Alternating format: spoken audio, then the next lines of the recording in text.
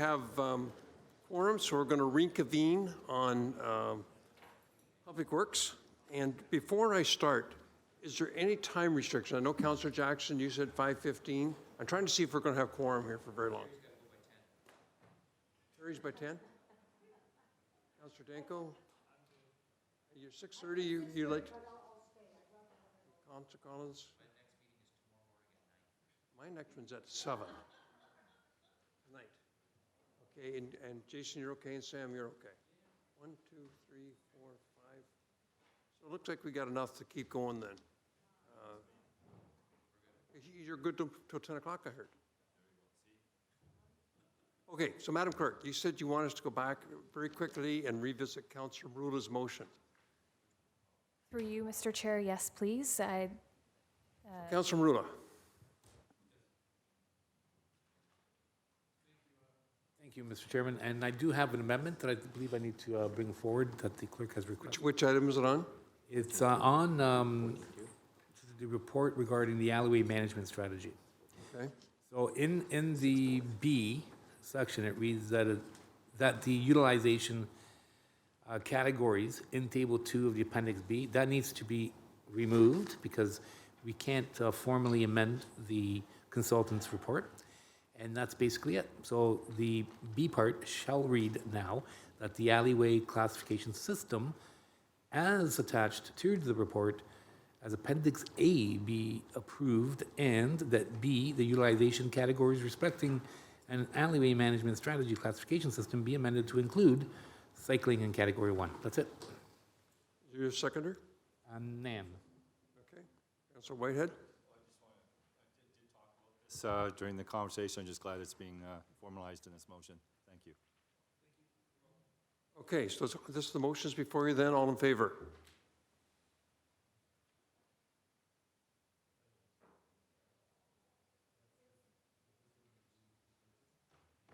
That carries. So let's go on to 10.2, which is the 2020 Volunteer Committee Budget. Keith Hamilton, Clean and Green. There's been a lot of staff waiting for us to get to this item. Any questions or comments? Moved by Collins, seconded by Whitehead. No discussion, seeing that. All in favor? 10.2.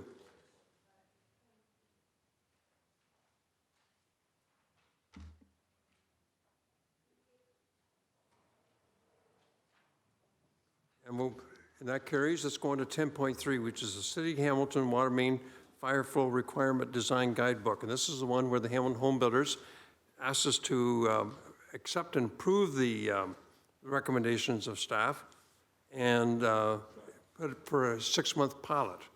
And I've talked to staff offline, and they would like to see, after the pilot, 4 months to prepare a report back to council. And so if council is, or committee is okay with that, we need to amend the staff recommendation. But first of all, is there any questions or comments on the report? Councillor Farr.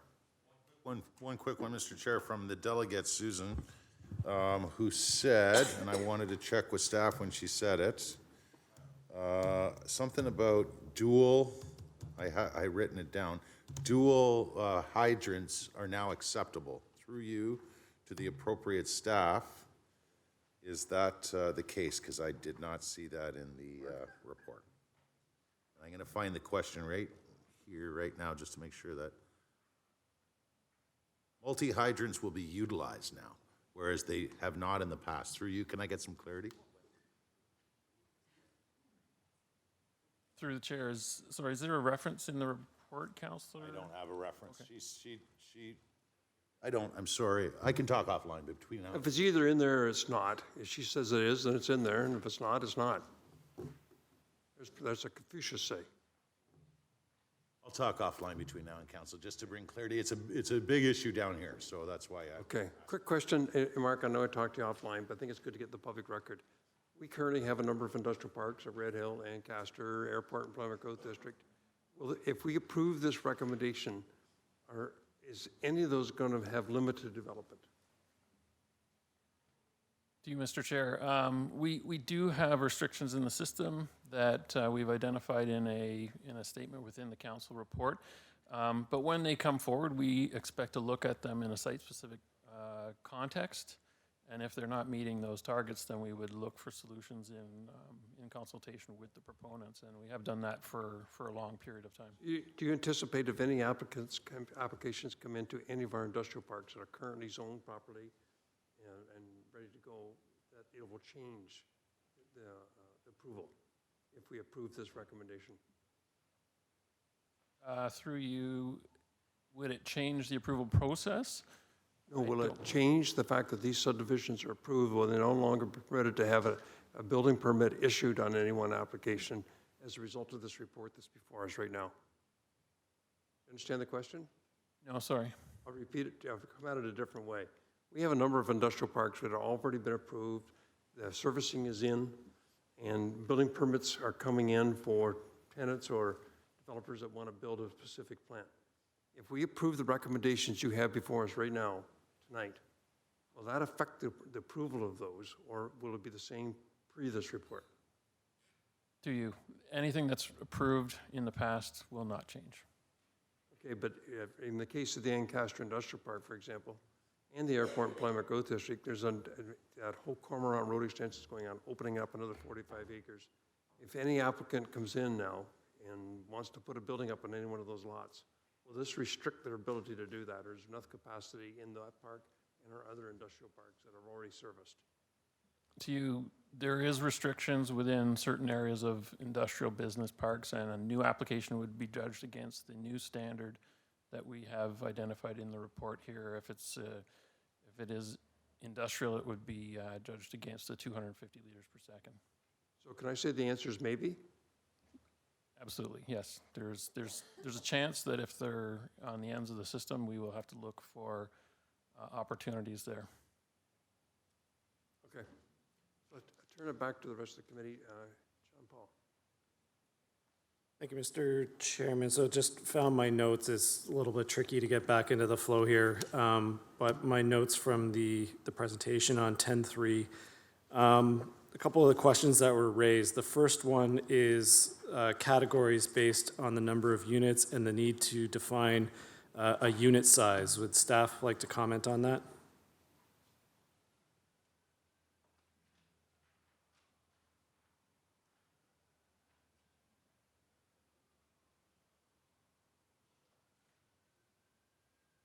So through you, Mr. Chair, the formula that we have in our council report identifies units, but there is no definition of specific unit sizes, just the number of units there. Would you agree that that's a valid concern then, that the definition of what is a unit needs additional definition or fleshing out, or are you comfortable with how it is now?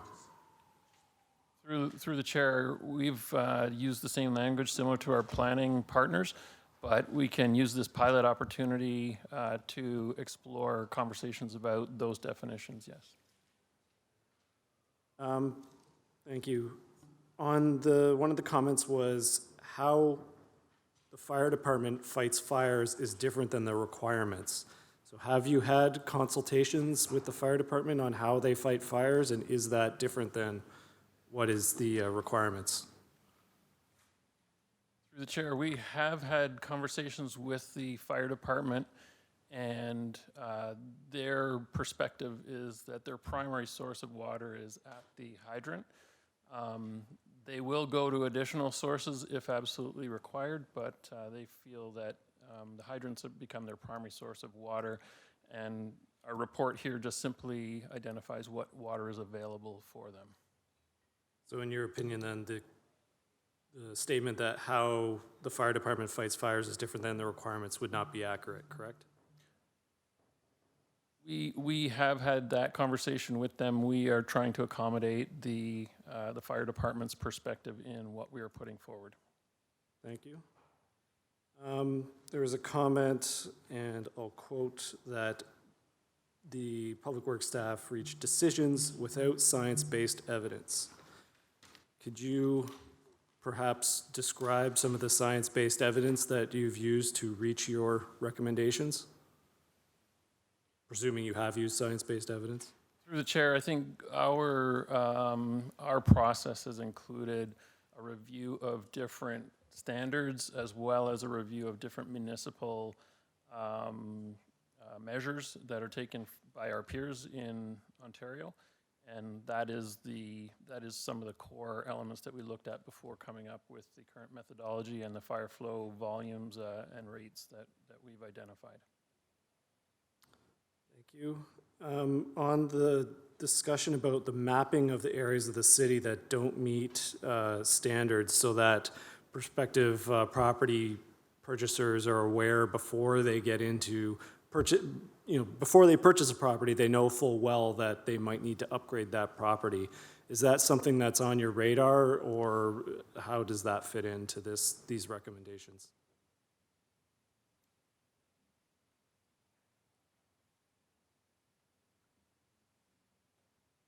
Through the chair, we can consider that request. We do have some statistics relative to the target fire flow volume values that we have in the report, and we can apply some methodologies to put that on a map if that's helpful for council.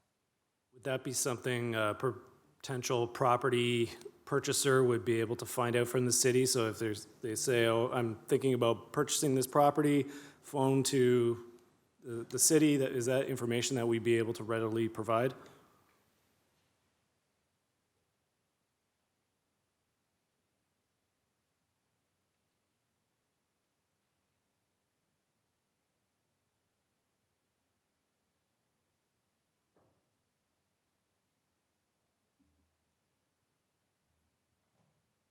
Through the chair, I think that it's probably prudent to look at the implications of producing a map of that sort for public consumption. But I think the information is possibly there. It would be probably worth presenting to you first and then making a decision thereafter. I imagine there could be some legal ramifications of producing a public map of areas of the city that might not have a suitable water supply for fighting fires. In the recommendations that are in the report now, right now so just help me to understand the history a little bit here. So we had minimum building code provision for fire protection. Then we came in with a standard that's the underwriter standard. I'm not sure exactly what the name is. What's in this proposal is quite a significant concession to the development industry to lower those requirements into something that's more in line with something more suitable to what is actually needed for fighting fires. Could you maybe help me out and understand that history there?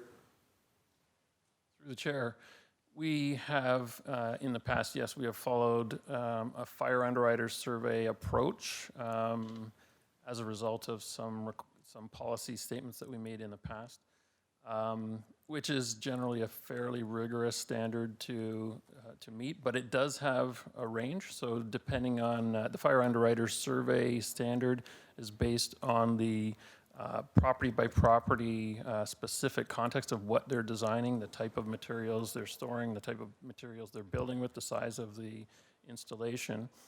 So there is a range, and this target fire flow is intended to kind of come out within the average. So it's lower than what you would expect the largest buildings to demand as a fire flow, but it might be slightly higher than the smallest in that category. So we've tried to meet the middle of the road for the category of a land use that we've identified. Thank you. Those are all my questions. Okay, I have no other speakers, so what's your wish? The recommendations before you, and do you wish to do an amendment that'll be put in place for 6 months and then a 4-month consultation with the home builders and report back to council? What's your wish?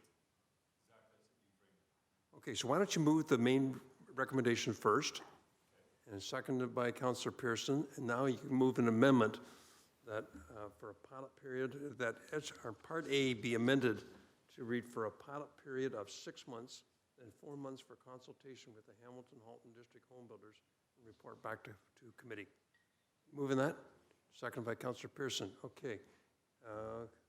Councillor Whitehead, you're up first. Motion, I'll reserve my comments if I need to. Okay. John Paul. Through you, Mr. Chair, to staff. So for a temporary, we're going to implement what's here for 6 months. Is there a risk of us changing it after that and then having some grandfather properties, and then we're gonna change it, and then there's gonna be a new standard, and how will that work from a practical standpoint? Is there any? Through the chair, I think we would probably have some sort of transition approach to this, but if we approve something on the basis of the pilot window, then we should continue to allow that to move forward as is, and then jig the formula if we need to, and exercise that as a change moving forward. And last question are the home builders, the Hamilton-Halton Home Builders Association, is that the only stakeholder that would be necessary to have discussions with? Through the chair, I think the HHHBA represents the interest of the collective developers, but there may be some developers that aren't part of their association, but generally, we expect that they represent the largest group of development companies in Hamilton. Thank you. Okay, so I would like to vote on the amendment first then for the pilot project for 6 months. Or any other discussion on it? Seeing none? Plus the 4 months for consultation and a prepare report back to council. So it'll be 10 months in total before we see it again. So all in favor, electronic vote.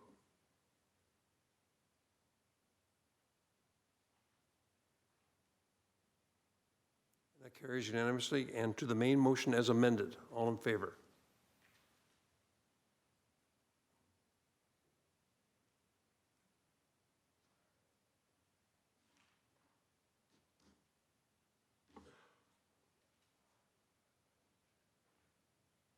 And that carries. So let's move on to 10.4, which is connected autonomous vehicles. Test bed, looks like there's no cost to us, but they want to locate one here in Hamilton, if I've read this correctly. Any questions or comments? Let's go to Councillor Farr, he's got a question. It actually looks like we're getting 10-point-something million into our economy on this, but just a quick question. I'm trying to understand where the bed is. Where are we? Is it everywhere? I mean, the Ontario legislation allows it to be everywhere with these co-pilot systems, but Edward, are you going to take that? for you to Is it going to be right here in front of City Hall? Thank you. Through the chair to the councillor. Councillor is correct. Legislation today allows for these vehicles to be utilized anywhere. And I just will clarify, these are not vehicles without drivers in them. There's a driver there, so the vehicle drives, and if a driver needs to intervene, he can. In terms of where locations are, there's a private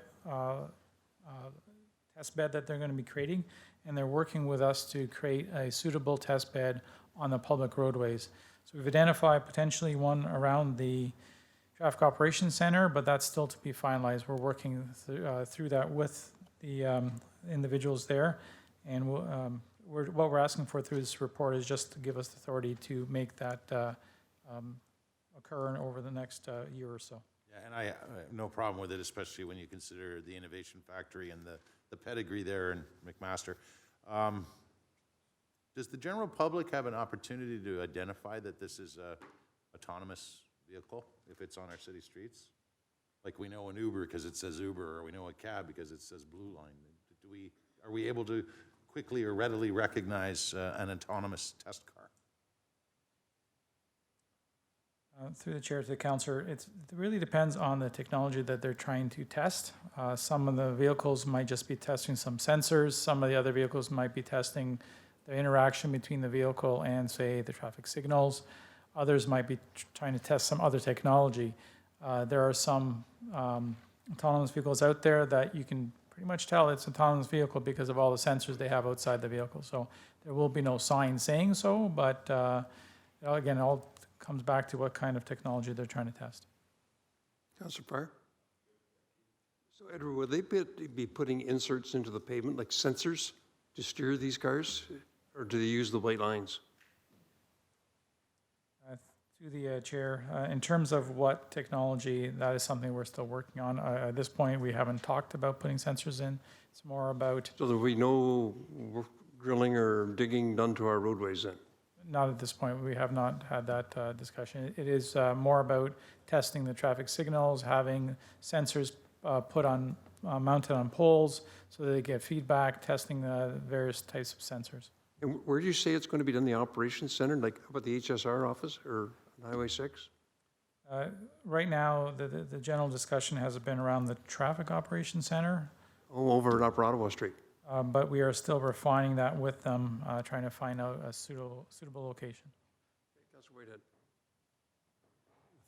Thank you, and I think there's probably a component of, like a blind study where you need to understand how it's going to operate in the context of fitting in with the rest of the traffic volumes. I've spoke about this in the past, and in fact, I wanted Hamilton to be the leader because we have the wherewithal to do things, and we also have the wherewithal to build things. So when I looked at the context, getting the appropriate legislation and allowing whether it's autonomous buses at some point, it's coming anyway. So you can't fight it. It's going to happen. Autonomous vehicles, you can't fight it. It's going to happen. It's just a matter of time. Will it happen 2 years, 5 years? I mean, it's already happening. The question is to what degree and at what level, and when will we see a proliferation of this type of climate change apparatuses that really will affect what our carbon footprint. So I really encourage Hamilton to do these kinds of things. I want us to be at the forefront because we understand when we're at the forefront, it also creates opportunity for investment. Because the first places that these people will want to start implementing some of these different technologies are probably places where they tested it, or even build small factories or software and create more employment. So when we have these opportunities, I fully support it. I want to thank staff for giving us this opportunity to bring this report forward. Okay, no more speakers. What's your wish?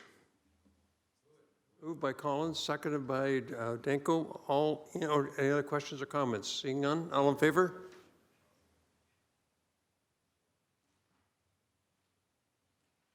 That's carried. 10.4 is the, we just finished 10.5 we're doing next. 10.5 is the Coots Paradise, Boers Creek, Falls Rock Chapel Land Management Plan.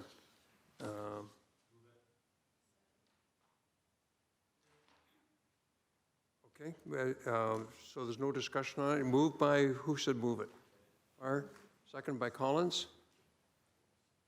Is this land all owned by us now? Jennifer, is she the right person to ask? Is it owned by somebody, owned by some government? Or is it in private hands?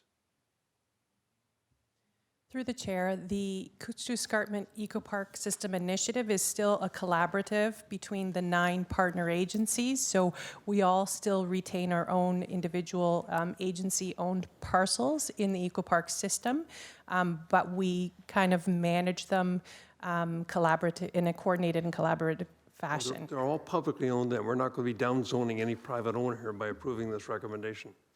Through the chair, no. This is strictly guiding documents for partner-owned lands. It does not affect or bleed, if you will, out into privately owned properties in that area at all.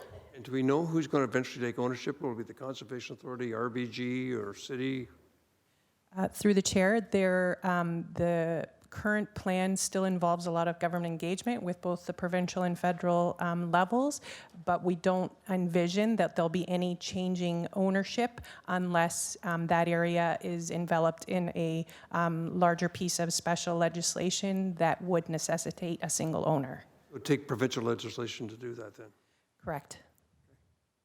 So it's been moved and seconded. I see no other speakers. All in favor?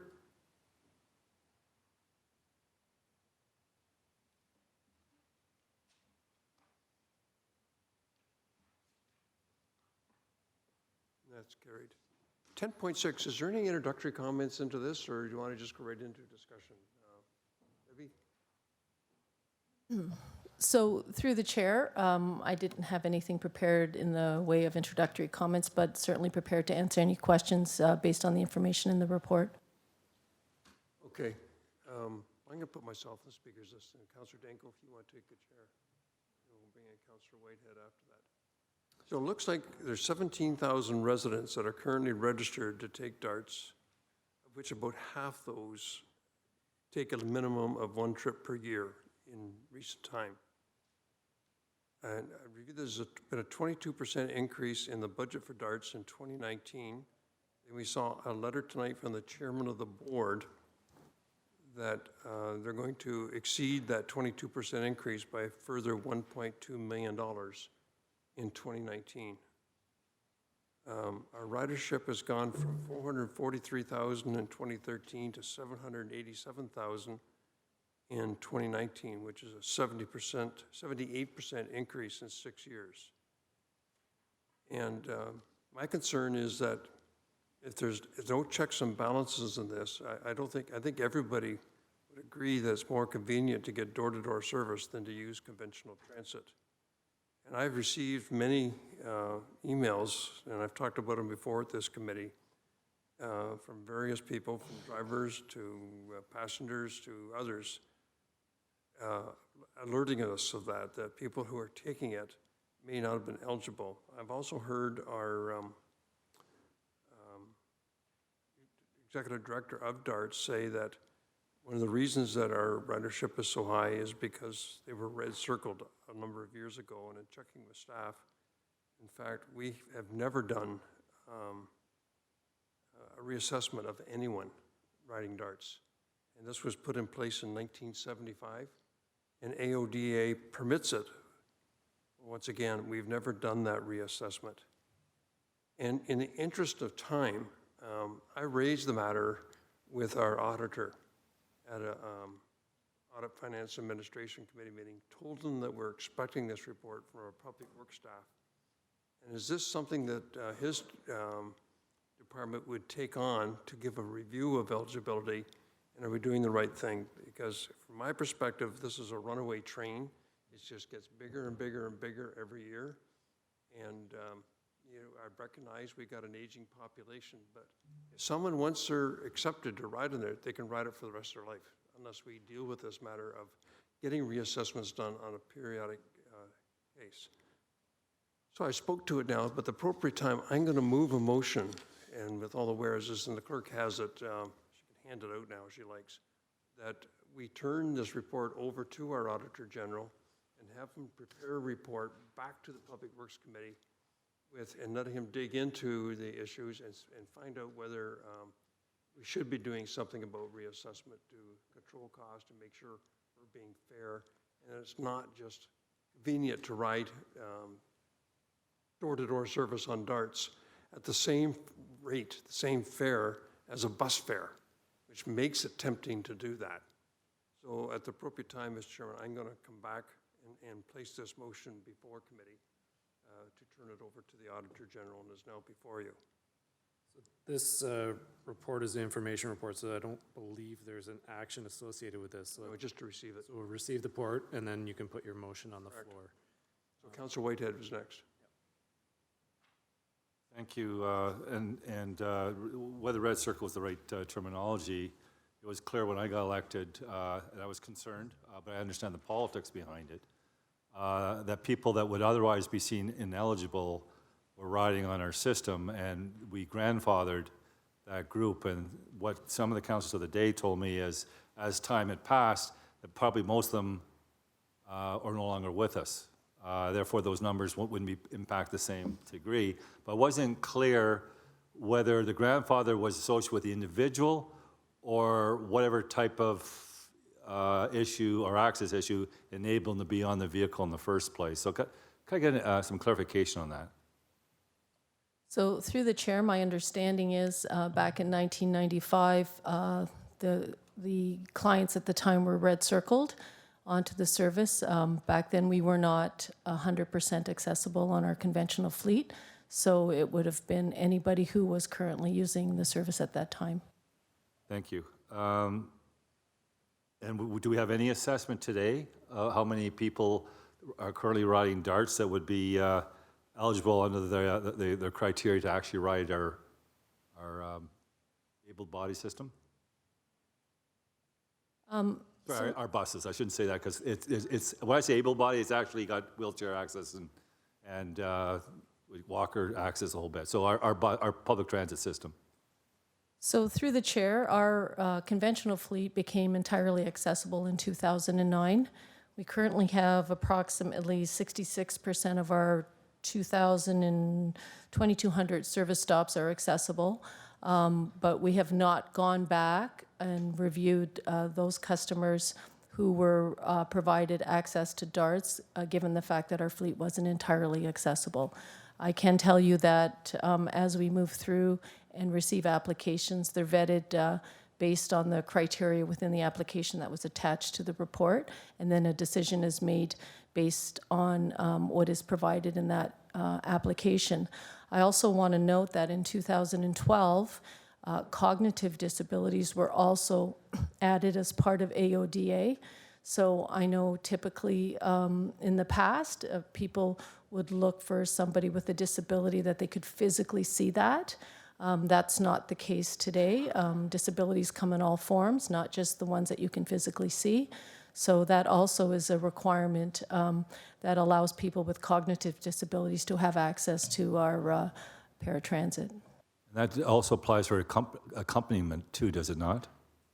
So through the chair, depending on whether or not you require a support person to travel with you, again, some people that apply for the service have a requirement. They have to have that support person with them as opposed to a companion, but that is all determined at the time that they submit their application, and it's vetted through the process. And there's no contemplation, or there's nothing in regards to additional surcharge for that, taking up that additional space? So through the chair, through AODA, we have to have fare parity. So whether you ride on conventional service or you ride on paratransit, you pay the same fare regardless of what service you're accessing. Appreciate that. And is there an explanation, is it because our community is getting older that we're seeing the numbers appear, I wouldn't say necessarily spiking, but certainly going up at a higher rate per year? So through the chair, it's probably a combination of a number of things: the aging population, the expansion of criteria that allowed you to be eligible for paratransit services, demographics. There's also the opportunity with the service being available that more people are getting out and wanting to ride it. And there is a concern around social isolation when you don't have access to any type of transportation. So as the service improves, more people are accessing that because they want to get out into the community and go about their lives. I appreciate it. Well, I think to some degree, like I said before, at Hamilton, we fail in many cases from our own success. So obviously, and I said this from day one, with all its warts, I think we provide the best paratransit system in North America. And I think it's testimony in regards to what's going on. Unfortunately, we have the same challenge in our social service areas in regards to service and levels, because we provide a premium service. The reality is it has other impacts as a result of it, and those are the kind of issues we need to certainly try and control and make sure the right people are the ones riding the service as opposed to the people that shouldn't be there. So thank you very much for the great work.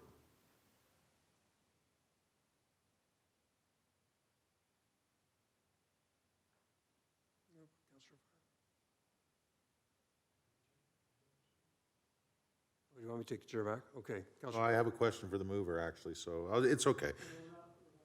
we're not on the motion yet. We're just on. Through you then, Chair. The correspondence we have from the chair talks about a whole lot of unpaid invoices. Third paragraph from the end, we suggest they say it be investigated, understood, and extend the non-payment issue. Enforcing service infractions is an ATS responsibility. I just want to know if the appropriate staff have seen this and see this as an issue. Do we offer credit to our riders? So through the chair, there has been a significant amount of turnover in our accessible transportation services since my arrival 3 years ago.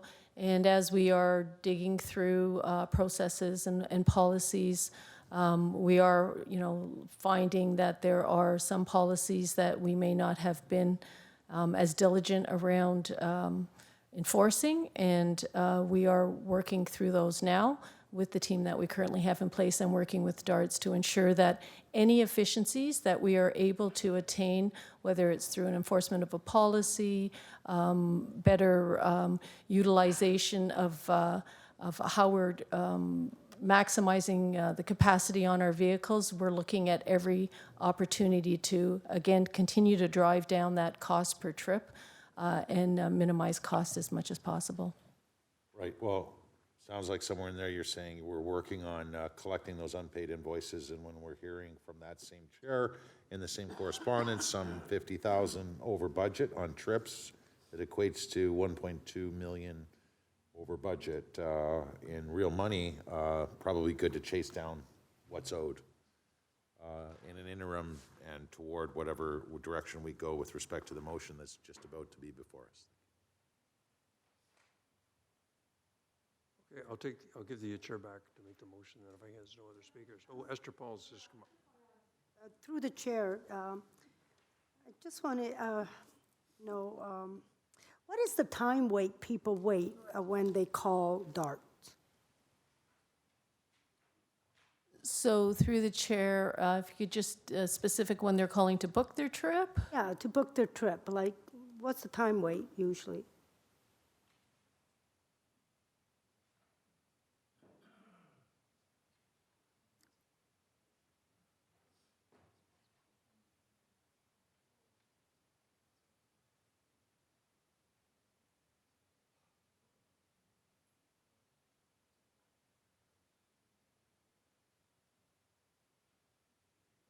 Sorry, through the chair. It's in the range between 5 to 35 minutes, depending on the demand at the time when somebody's calling in to book the ride. The reason I asked that, if it was longer, does it deter people from calling it if they're not in need of? That's, because I heard stories that sometimes they wait hours. So you're saying it's only about 30 minutes? Mark, do you want to come down to the front? Maybe you can answer it directly.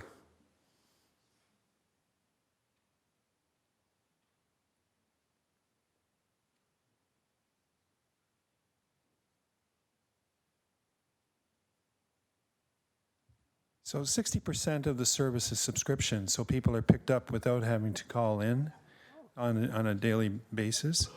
There's two lines to call.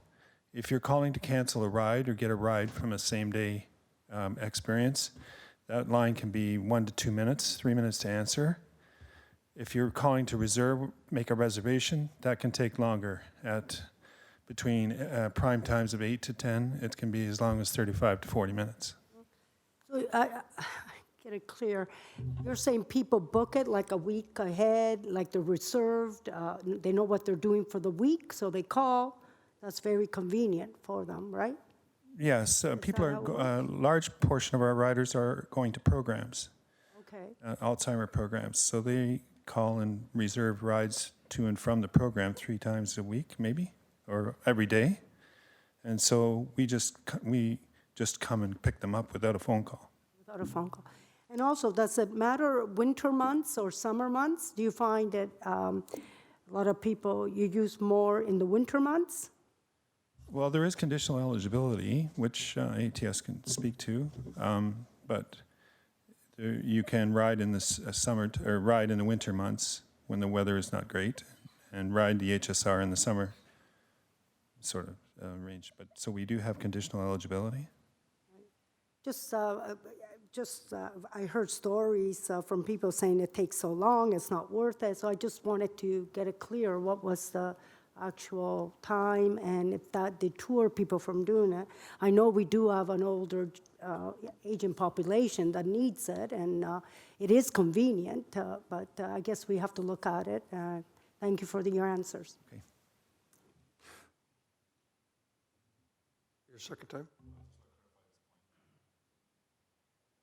Mr. Chair, I just want to clarify the point. This is not a taxi service. We are responsible through the human rights to provide a system to the people with physical challenges that meet the criteria. We have to make them whole. So basically, we got to treat them the same as able people in their community. So when you look at people waiting for buses, certainly on the mountain, you wait at least 30 minutes. So we already have a standard for able body, so we have to deliver in the same context in respect to the services for people with disabilities. So this is a shared ride program, even though it's door-to-door because of the special needs. It is a door-to-door program, but it's certainly not delivering a service that is less than the service we're providing for able-bodied people when it comes to time. Okay, so I'll give the chair back to you, Councillor Danko, and I'd like to Introduce your move. motion. Yeah, I'd like to move, and seconded by Councillor Danko. This is regarding the eligibility requirements for riders to access DART's transit system. And whereas the number of riders have increased by 78% since 2013, whereas 17,000 clients are registered, about half use the service. Whereas in 2019, 787,226 trips were taken, so the average person uses it 87 times per year. And I recognize some would use it a lot more and some would use it a lot less. And the audit would get into that. Whereas costs have increased significantly in recent years, whereas AODA requires we only charge the same as a bus fare, and whereas since the service started in 1975, we have done no reassessments of any of the 17,000 clients, which AODA permits. Therefore, be resolved that the City Auditor General be requested to complete an eligibility audit and report his findings back to the Public Works Committee in Q1 of 2020. Now, this won't come as a surprise to Charles Brown. As I said, I raised it, and people who are on the audit committee know that I raised this with Charles. And so he's prepared to take it on, and he's the one that gave me the time period of 3 months to complete the report. So it's before you for your consideration. I'm not seeing any discussion on the, Councillor Whitehead? It is my thing. I certainly support the intent of the motion, but Charles has a work plan, and he goes around and consults with council and councilors and identify priorities.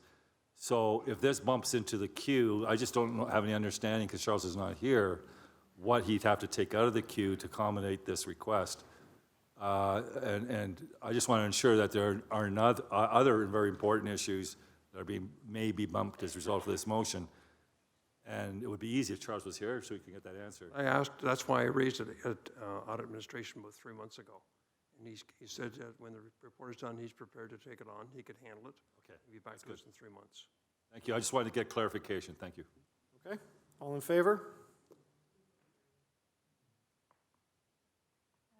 Through you, Mr. Chair, is there a seconder on the motion? Yes, second, Councillor. Moved by Councillor Ferguson, seconded by myself.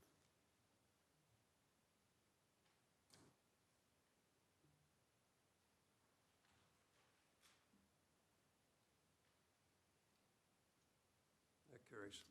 Let's move on now. We're seeing making good progress on these items. Let's move on to 10.7, which is the Pt.2 equipment supplier renewal extension. Report is before you. Any questions or comments? This is moved by Councillor Farr. This is $528,000 for this extension. Seconded by, did I second it? Seconded by Councillor Danko. Councillor Whitehead, then Councillor Collins. I just want to highlight, Mr. Chair, and I'll support the motion, but I'm going to go back to the Bellamy report, which talks about procurement, talks about how, in Toronto's case, where they defined the criteria and the metrics in a way that there would only be one vendor that could actually meet those requirements. So I guess always my concern is that when you look at an open, transparent way, if you frame it because it happens to be one vendor that has been doing the work for a number of years, that is a false premise based on the Bellamy report. So can you help me understand, if anyone's read the Bellamy, I read it pretty thoroughly, how this meets the spirit and the principles. It was not just the main report, but they put out subsequent reports on that as well in regards to the Toronto case. So sole sourcing, which I know my good friend Councillor Danko has raised justifiably on a number of issues, and they're legitimate. We also have to have a much higher threshold in the context of approving these things, even though we know in certain circumstances we need to do that. So this is a bit of out of our control, because is it Metrolinx that set that criteria? So through the chair, this comes from the new operating agreement that we signed with Metrolinx for the next 10 years for our Presto equipment. So just very quickly, the reason that we're before you with this report is when we signed into the new operating agreement, we were anticipated to have our new equipment in 2019. That hasn't happened.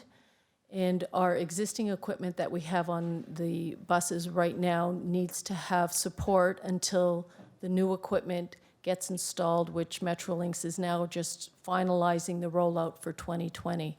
So it's through the operating agreement that we have with Metrolinx, and Metrolinx has the agreement with Thales to provide that proprietary support for the actual equipment that is currently on our fleet, as well as the software, the technology of Presto is proprietary to Metrolinx. So that is why it's before you as a sole source. Metrolinx is a public body, is that correct? Through the chair, yes, it's an agency of the Ontario government. So it has the same responsibilities in the context of ensuring open transparency, accountability, and a bona fide procurement process. Is that correct, through the chair? Through the chair, that would be my understanding. I understand that. But the point is, they're locking municipalities into procurement costs. Are we comfortable that they've exercised that process in consistent with the provincial rules of procurement?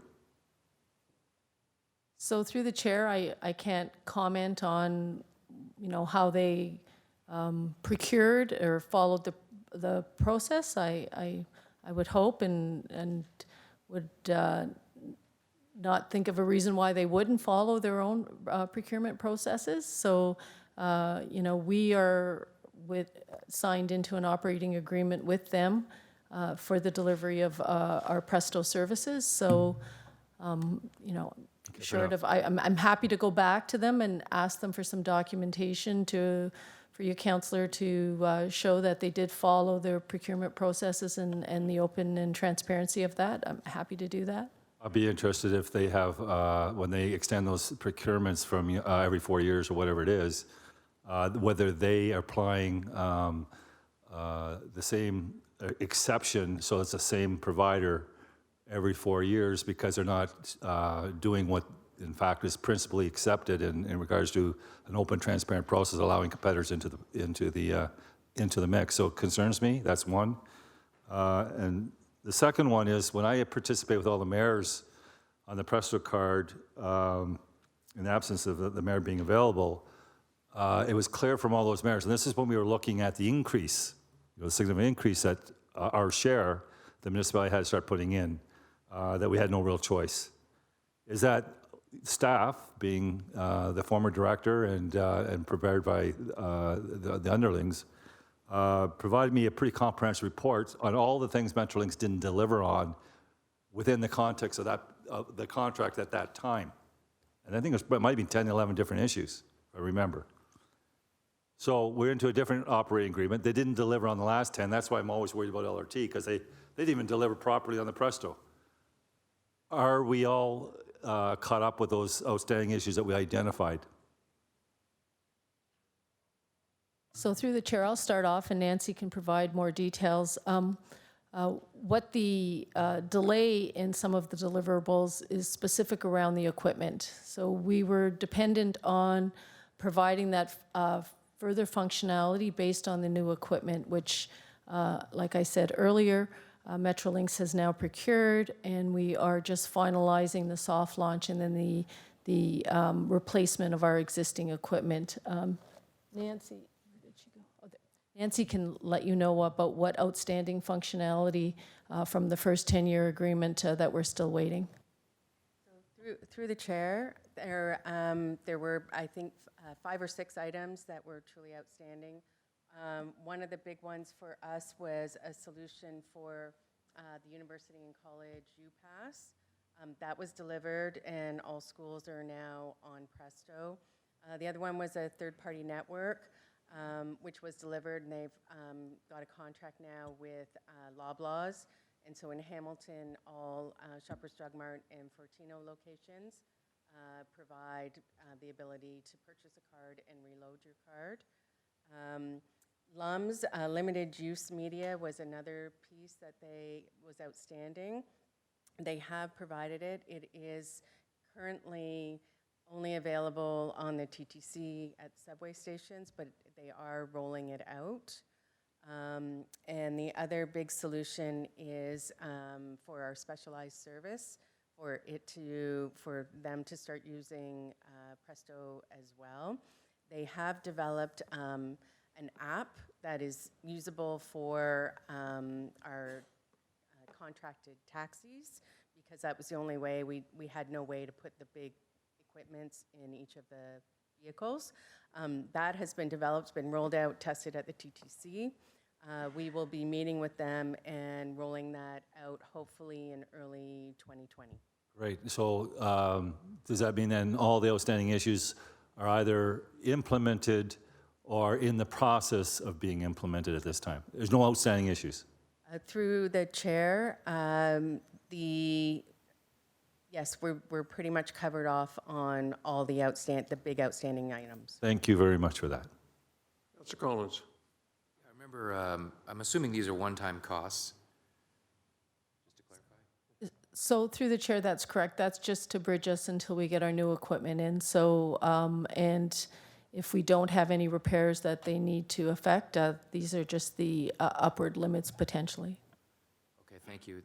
And they would be separate and apart from what Mike, Mr. Zagaric presented during the budget process. I think there was a budget pressure. I could be wrong.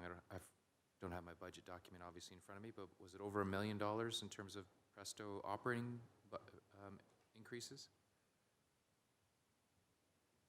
Go ahead. Through the chair, I think it was the original pressure for 2020 was over $1 million. We've reevaluated that, and I think we are able to reduce that number based on the current adoption rate we're at. We had hoped to be higher because the new equipment would have been in. Okay, thank you. So if Metrolinx had installed this in 2019, like they were contracted to do, we wouldn't be spending $528,000? So through the chair, if we had the new equipment, we wouldn't have had to extend the warranty work with Thales because they had originally negotiated to the end of 2019, anticipating that the new equipment was there. But having said that, had we got the new equipment this year, then the clock would have been ticking for us to get to an 80% adoption rate based on the new operating agreement, and currently we're at 53% adoption So rate. we've saved money in 2019 by not getting this in. Okay.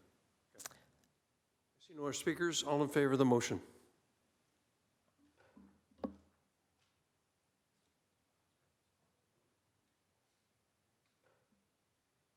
Carries. I just want to go back, if I can, for a second to 10.6. We never had a motion to receive the staff report. Councillor Danko, do you want to move that? You want to second it? Councillor Pauls, all in favor? It's a e-vote. Just receive, carried. Okay, done. Is that okay now, Madam Clerk?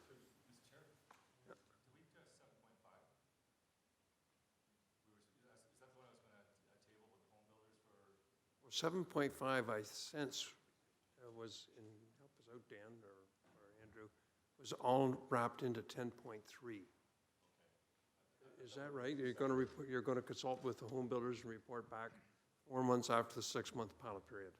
Through you, Mr. Chairman, that is correct. The concerns that were raised as part of 7.5 will be addressed with our consultation going forward as part of 10.3 in that 10-month pilot window. Through you, Mr. Chairman, they are different, but really they're talking about the gaps in communication and the turnaround time. This new process will hopefully speed up our turnaround time, and we're continuing to work with them on a Okay, I communication. just want to make sure we didn't miss anything. Thank you. Okay, let's move on then to 10.8 Truck Route Subcommittee. Moved by Collins, second by Nan. All in favor? I think that's electronic vote. Second to approve the report. All in favor?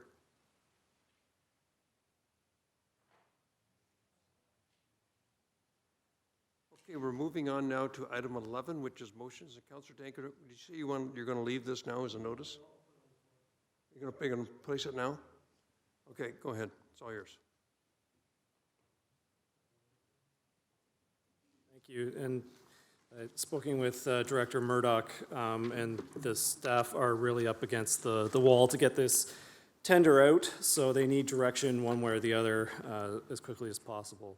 This is moved by myself, seconded by Councillor Pearson, the long-serving chair of our Waste Management Advisory Committee. I'm going to read this out quickly.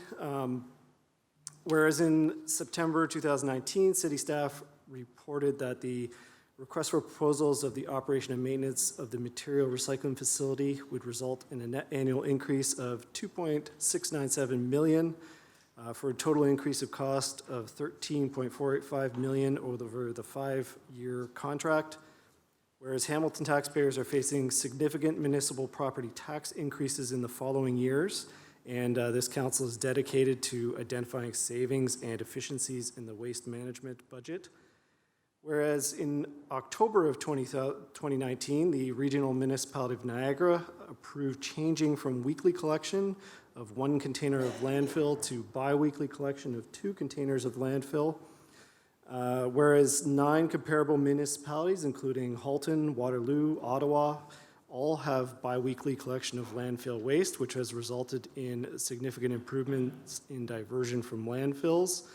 Whereas the City of Hamilton has a landfill waste diversion goal of 65%, whereas the City of Hamilton currently has a landfill waste diversion rate between 40 to 50%, which has remained stagnant over the last several years. Whereas it is estimated that bi-weekly landfill waste collection will improve diversion rates, and that for every 5% of landfill waste diverted, the life of the Glanbrook landfill would be extended for another 4 years, resulting in an estimated value to taxpayers of $63 million in landfill space. Whereas in January 2012, city staff recommended bi-weekly collection of landfill waste as the preferred option for the 2013 to 2020 waste collection service contract, with an estimated savings of approximately $3 million annually over the collection period from 2013 to 2020. Whereas in April 2017, the previous term of council, just summarize this one, basically directed staff to return with the status quo for garbage collection in the next tender. Whereas city staff executed a contractual 1-year extension to the 2013 to 2020 waste collection service contracts in order to evaluate the impacts of the Waste Free Ontario Act. And whereas city staff are currently preparing a request for proposals for waste collection services, including the weekly collection of landfill waste, bulk waste, which is multi-residential, yard waste, organic waste, and front-end bin service garbage collection. That's the multi-residential portion. For the term of 2021 to 2028, and weekly collection of recyclables for the term of 2021 to 2025 to align with the Waste Free Ontario Act. So this is a 2-part motion.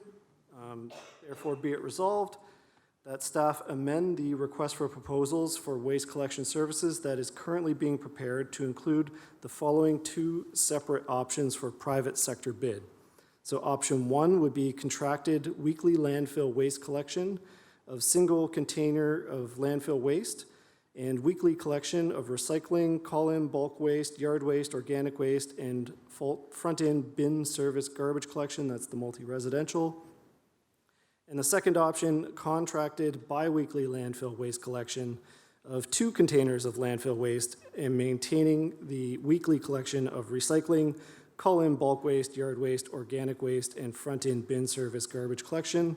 And the second half is to prepare an in-house bid, so it's that staff conduct an internal costing exercise to bring the procured waste collection service contract work in-house, including the following 2 separate options, and these are the same as the contracted. So 1 option with the status quo, and the second option for biweekly landfill waste collection with all the other collection remaining the same. And finally, that staff report back to Public Works Committee on the results of the private sector bid for waste collection services and staff internal costing exercise to bring the procured waste collection services contracts in-house. So they will report back. Apology for the length of this motion. So I'll just speak to it, and I'm going to truncate my remarks a little bit here because I know it's late. But first of all, just to clarify the scope of this motion. So my intention tonight wasn't to have a full-on debate over the merits of biweekly landfill waste collection.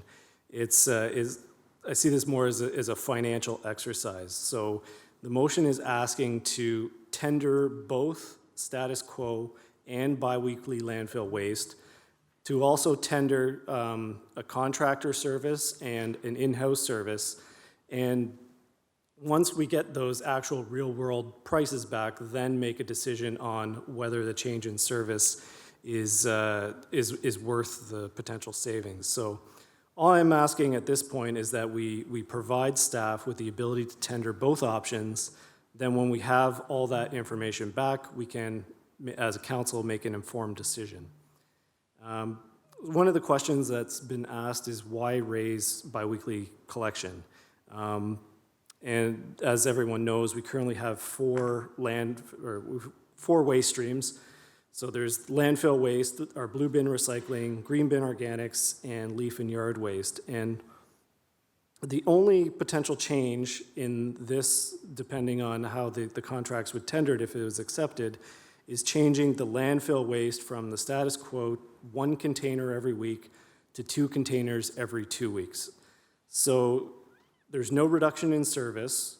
This is simply a minor change in service that will not even be noticed by the vast majority of households, which has been the experience in our competitor municipalities.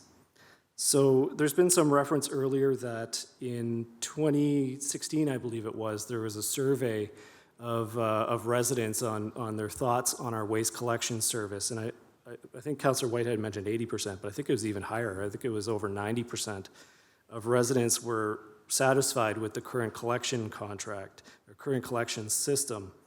And I think that speaks to the really good job that this council has done in previous years. It's a testament to the work that this council's done on the waste management programs. Thinking back to bringing in recycling back in the 90s and how big of a challenge that was and how much change that was for residents, to bringing in the green bin program. And again, that there was a huge education component of that and a really significant investment by this municipality to bring in the green bins and all the costs that went with that.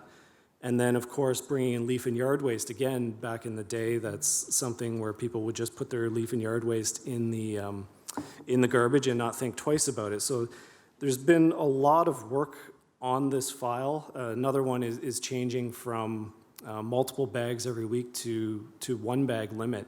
And each step of the way, there's been some resistance and concern over residents over that change. But I think we're at a point now, and the fact that over 90% of Hamiltonians are satisfied with the service, I think really speaks to the effectiveness of our current system. Just real quick on kind of the support for this. I think we heard this morning 2 delegations in favor. There's 8 letters in support in the agenda. Just emails and phone calls to our office, and I've updated this as of today. So we've got 28 emails and phone calls. 16 were in support, 11 against, and the 2 that were against didn't realize that we'd still be collecting recycling and green bins every week. So, you know, I think that reflects the public discussion in other municipalities.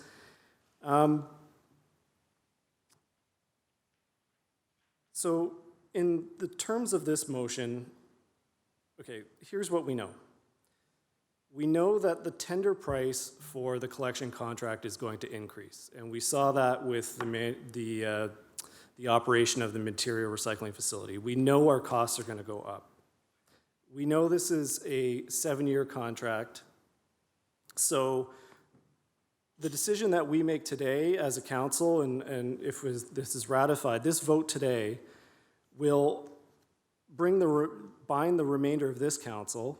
It'll bind the 2022 iteration of council and the first year of the 2026 council. So this is, a really important decision that has some long-term ramifications.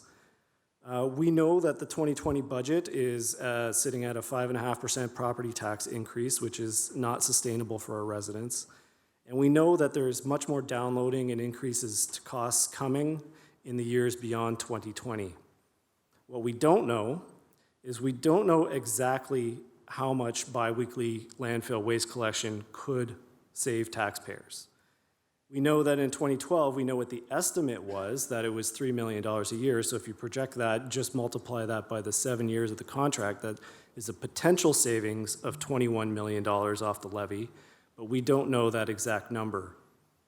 We also know that our landfill space is extremely valuable and that for every 5% of diversion adds 4 years and potentially worth $63 million.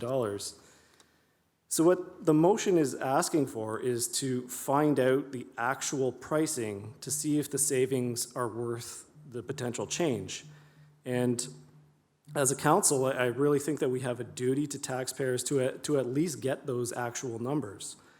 So Councillor Jackson and I, we had what I thought was a productive conversation about the risks to changing service. And I think it is advice that is very valuable. And we don't want to just change services for the sake of changing services. We have to have a bona fide reason for changing those services.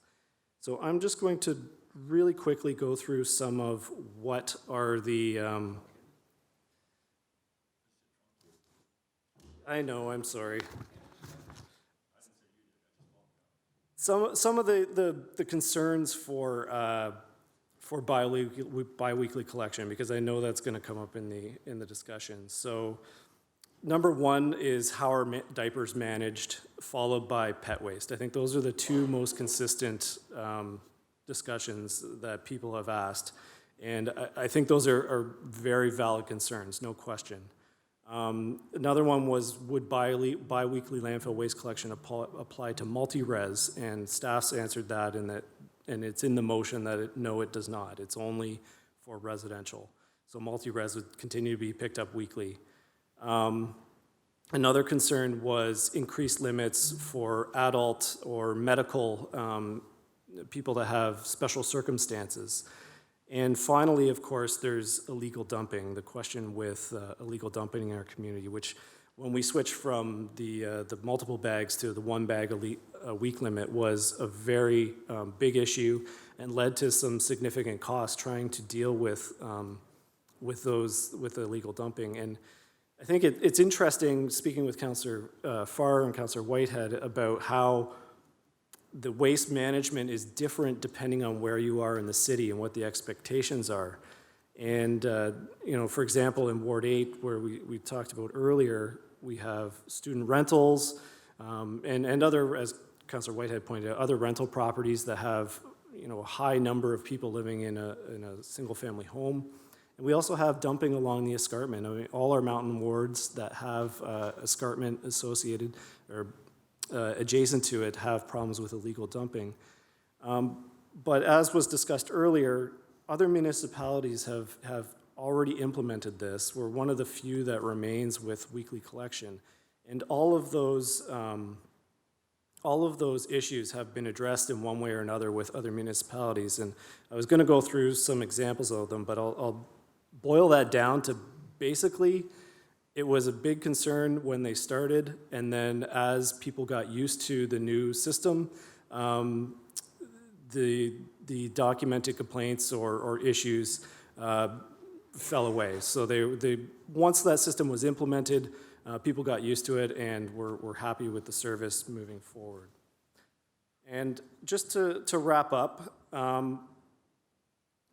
like I said, this is not necessarily a debate over the merits of biweekly. This is simply to get the facts to make an informed decision down the road. And I'm going to use a line from that Councillor Whitehead's challenged me with a number of times. So if not biweekly waste, if you're not even willing to take a look at this, then my question to you is, what are you willing to give up?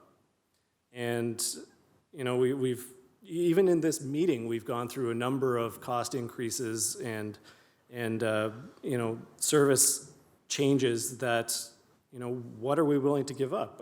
There is the example of interest-free loans for lead pipe removal. Well, that's an extra cost.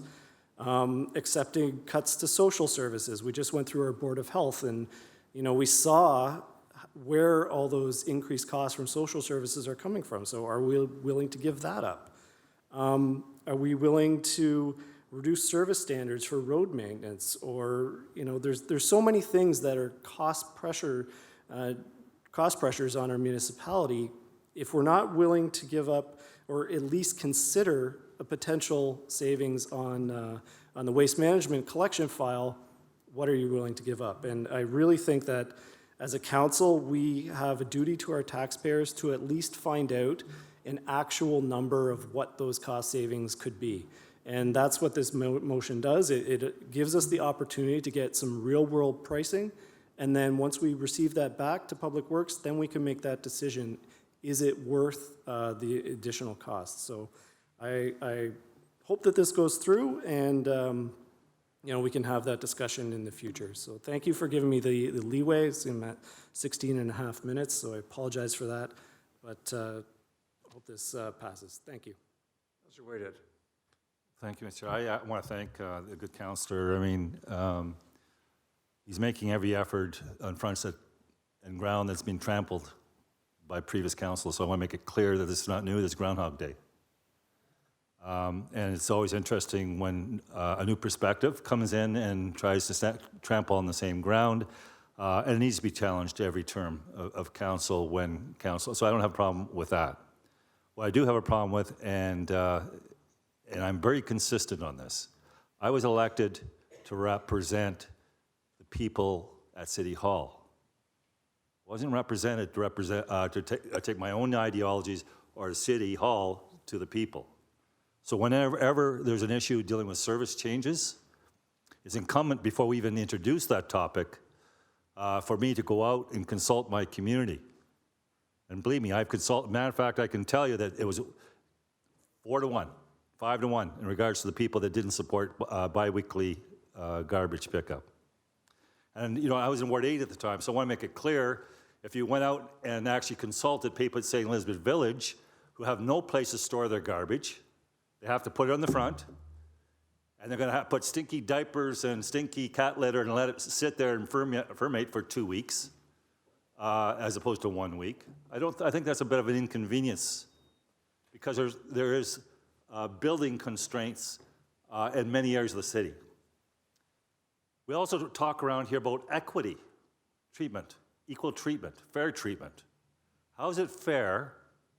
I'm going to put this to the good councillor. How is it fair when a significant population that live in multi-dwellings, condos, townhouses, will not be impacted by this bylaw whatsoever?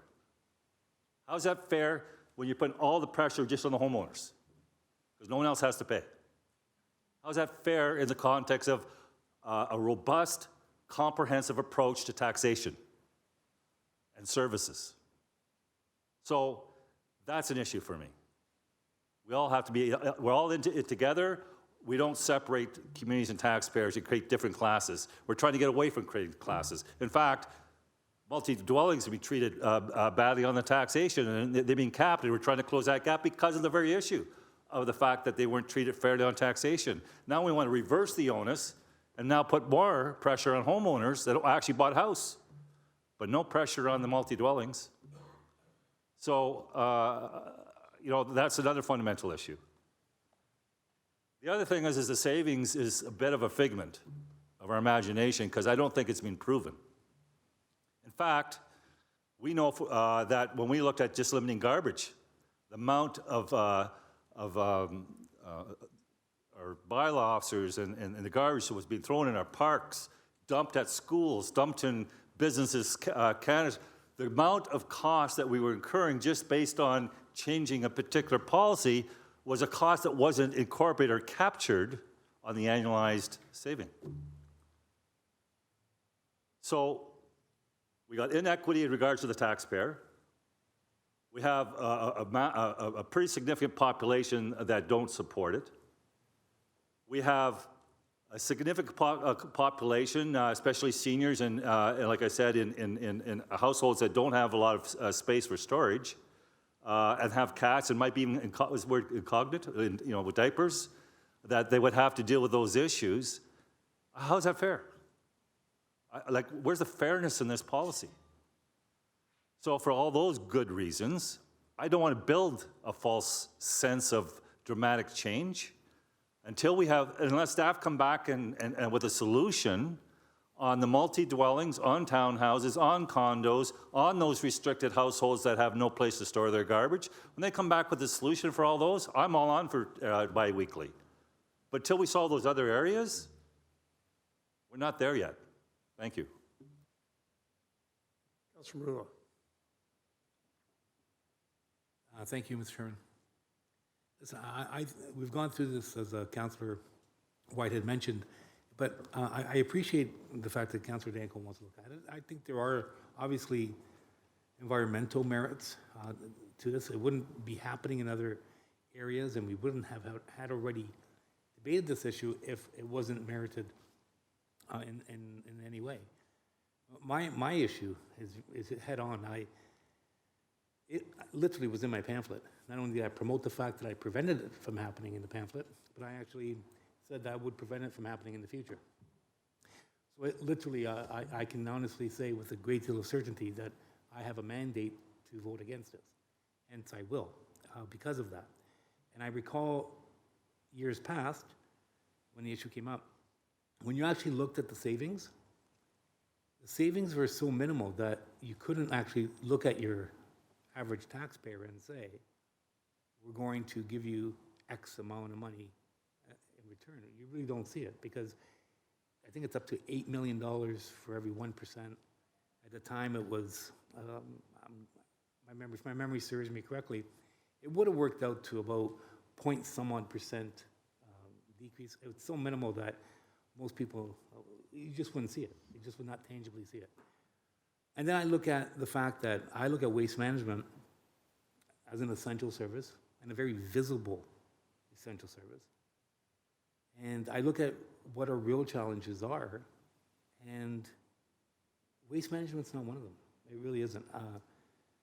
If anything, we all know that the province is our main adversary when it comes to being able to control costs. So when you look at this in its entirety, firstly, I have a mandate to not support it. Secondly, from a financial perspective, there really isn't per se a tangible benefit. But there is probably, I think, theoretically speaking, with respect to the environmental aspect, of maybe taking the truck off the road one less day could be, I guess, characterized as being progressive. But overall, I think that for the taxes that people pay, this is one of those issues that they do consider to be, I think, like get your hands off this, because it's something that's important to us, because it's so visible, because it's so part of their day-to-day routine. And at the end of the day, I don't see the financial savings per se. I don't see essential services or the most visible services that we provide as an area that we should be focused in on. And I do have a list that I will be presenting with respect to cuts, and I have in the past. Sometimes, for the most part, people don't like those types of cuts. But this one here, I can assure you, is not an initiative that's going to in any way give us a significant amount of money to work with to mitigate the tax issue, is my issue. So this is not really a budgetary discussion. This, I think, in many ways, is more of a philosophical or ideological discussion. And at this point, I can't buy into it, so I won't be supporting it. Thank you. Councillor Nan. Thank you through the chair. Thank you to Councillor Janko for putting this motion forward. So similarly, as a first-time councillor, it's part of my commitment to make sure that I'm making informed decisions. And unlike some people may perceive, I'm not an ideologue. I don't make all of my decisions based on what's perceived as progressive or what's perceived as trendy. I try to remain consistent in what I'm representing for our residents in Ward 3. And so part of that due diligence on my part is to explore the savings and to explore the information in order to look at where we can make changes in the way in which we operate and the way in which we carry out our services as a municipality that not only achieve cost efficiency, but in the manner of the potential of this motion and the work that might come forward, is it also then comes with potential outcomes of increased waste diversion and reduction in GHG emissions. And we can't be a council that declares an emergency and then doesn't decide to take action that would result in positive impact. And the only way we're going to know that we're making positive impact is if we're making our decisions based in information and facts. So if it wasn't until 2012, I think, are the last estimates of 3 million annual savings. That's a while ago in terms of 2012.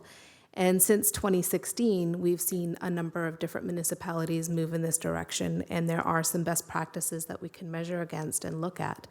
And I'll be consistent in terms of requesting our service to look at best practices and pursue excellence.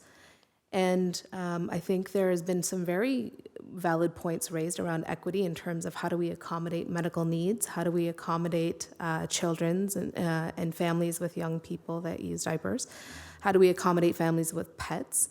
And I got to say, what was interesting over the course of the last few weeks is that the conversation that's come in through my council office is moms saying that, you know, I can't contemplate moving to biweekly because of diapers, but at the same time, I care about what world I'm passing down to my children for future generations. So they appreciated that this wasn't about making a decision about going there or not. It was about exploring the information to make an informed decision. So I'll be supporting the motion. Thank you. So far. Yeah, here we go again. This is definitely one for me anyway in Ward 2, that it's 50-50. And I think last time I went the other way, and it was quite some time ago, and we didn't have a climate emergency then, so there's a whole new argument, and it's a strong argument, as alluded to by our previous speaker, and certainly alluded to by the mover of this motion, who was nice enough to have a chat with me on Friday about this as he did the rounds, so I knew it was really important to him. And I do appreciate what I'm hearing on both sides so far. There are folks sitting around this table, I guess I'm one of them now, that has the ability to relive past debates, and this is one that certainly can be considered a divisive one, maybe even more so this time around. But what is being asked simply is to a two-pronged RFP process and get some answers as to, on the money side of things, just how significant. We know there'll be savings, how significant those savings will be.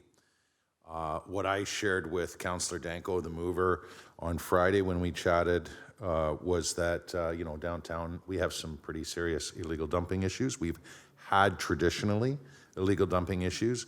One of the things I didn't discuss with the mover, which I had thought about subsequent to our chat, was get serious. What really gets illegally dumped? I know I told him where. It's usually by the tracks. And I started jotting down, you know, paper cups. Well, we should be recycling that anyway. Clothing, shoes, blankets. That's a lot of the illegal dumping that you see on the tracks. Also can be recycled, reused, resold.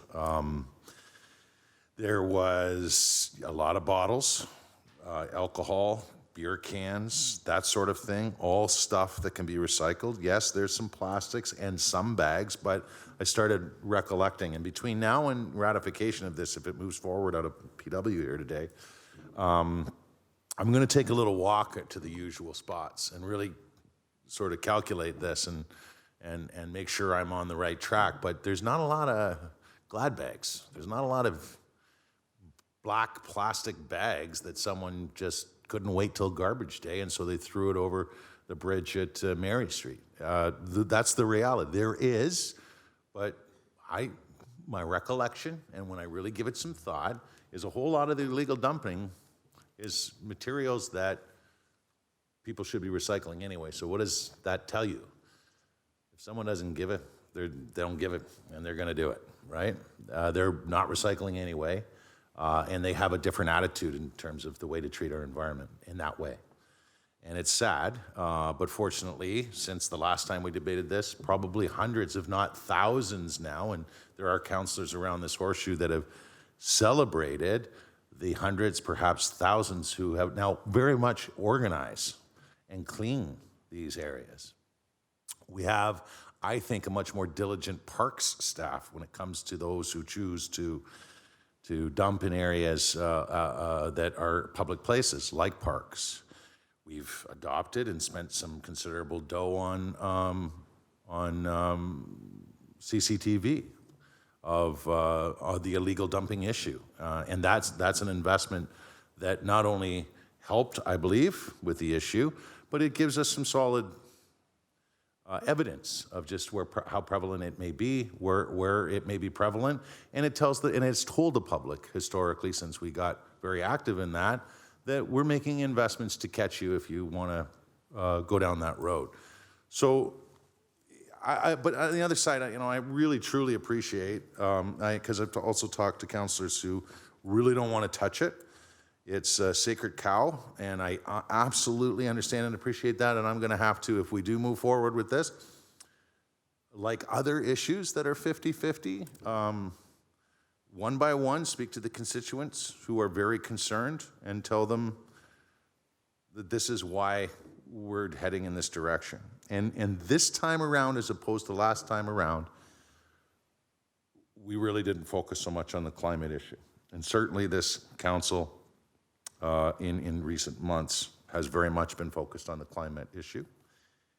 Across this country, in a recent federal election, that issue was the most prevalent issue. I think it'd be hard to argue there was anything greater than that. So that's why I'm a bit confused that up there in a ward that was previously mentioned on the West Hill, 5-1 of people up there are not on for addressing this in an environmentally minded way, and also as a budget issue. I'm surprised. That's quite a statistic, considering that I'll bet it's not 5-1 who do up there or anywhere else in the city that don't consider the environment as a prevailing issue for their kids and for their kids' kids and so on and so forth. And certainly I don't think any of us have had a great deal of pushback for declaring a climate emergency either. In fact, I would suggest that it's just the opposite.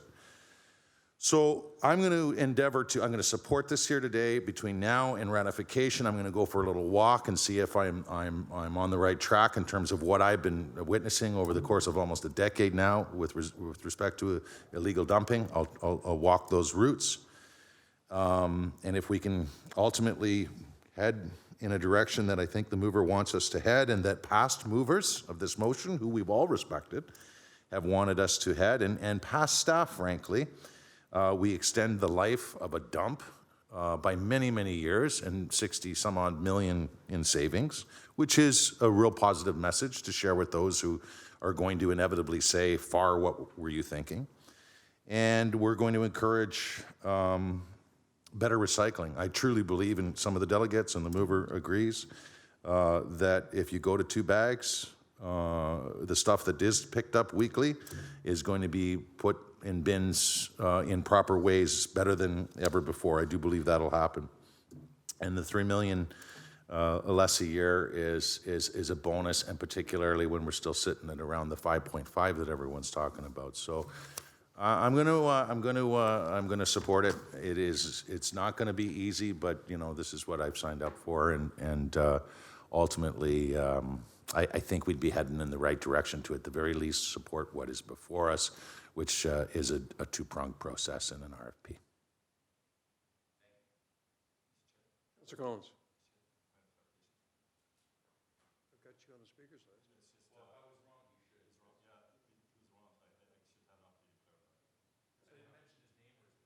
Just to clarify, that was the last debate. I was referring to that number, the 5 to 1. We didn't, in fairness, we didn't pass climate change. It wasn't on the environment. So I want to make sure that we don't paint the wrong narrative. It was the last time around. Councilor Collins. Thanks, Mr. Chairman. And I'm not surprised this is back because it has come back almost every term that I've been here since we passed our solid waste management master plan many years ago.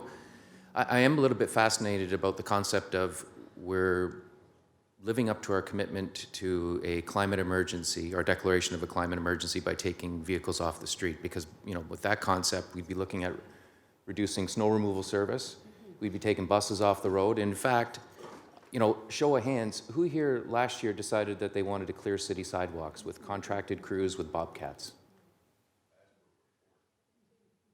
Okay. So let me go down another route, and let's talk about waste management then, apart from the greenhouse gas issue, which apparently, according to our staff, and I'll wait for this to come out, but we've met our 2030 targets. So I'll be interested to see where that debate goes when the report comes back. I'm fascinated by this concept of continuing to squeeze the sponge that has little water left in it. So we have driven home with our single-family homes and semi-detached and even our townhomes as it relates to bag reductions. And I think there was a great history that was provided earlier in terms of where we were and where we're at now. So when I was first elected to council, it was unlimited. You could put whatever you wanted at the curb. It was a 50-pound limit. We went to 9 bags at amalgamation, and then a few years after that, we went to 6, then we went to 3, now we're at 1 bag. And if I could, just through you to staff, in terms of our compliance right now, I think I had an email earlier this week that we're at 95% compliance for those people who are using 1 bag. Through you, Mr. Chair, yes, that's correct. Right, so we've driven it home pretty well in terms of getting people in the vast majority of our neighborhoods to comply with everything we set out to do as part of the plan, because we want to extend the life of the landfill. We want to do great things for the environment. And this council almost unanimously supported tens of millions of dollars in investments to get us to where we are today. I thought I read earlier this year, we received an information report from Craig that talked about contamination in our multi-res. And so the recycling in many of our multi-residential developments was actually going to landfill because it was so contaminated. I think if I recall from that memo, and I reread it this morning, 50% of all the blue box material that was coming from multi-res was being discarded. The contamination rate, conversely, again, back to this theme of single-family homes, semi-detached, and townhouses, was 3%. Was that a memo that we received earlier this year? The contamination rates were significantly higher. Right. And in terms of diversion, I know that a lot of this is about diversion in terms of trying to save the landfill. We want to do good things for the environment, and that's why we spent a lot of money on our waste management master plan. The diversion rates, as far as I can recall, and this is from a media report that was earlier this year, but it had to have come from a committee report, and I think it was 20% for multi-residential properties. Was it 20% residential or multi-residential that was recycling? I think it was 20 for multi-res and 20 for commercial industrial. It was a Brabant article, so They're getting you the answer. Through you, Mr. Chair, it ranged between 13 and 19%. Oh, there you go. So I overestimated there. So we continue to go back to, again, squeezing the sponge that has no more water left in it. We continue to go back to the same people who are complying. And yet, we have these outstanding issues with commercial, industrial, and multi-res.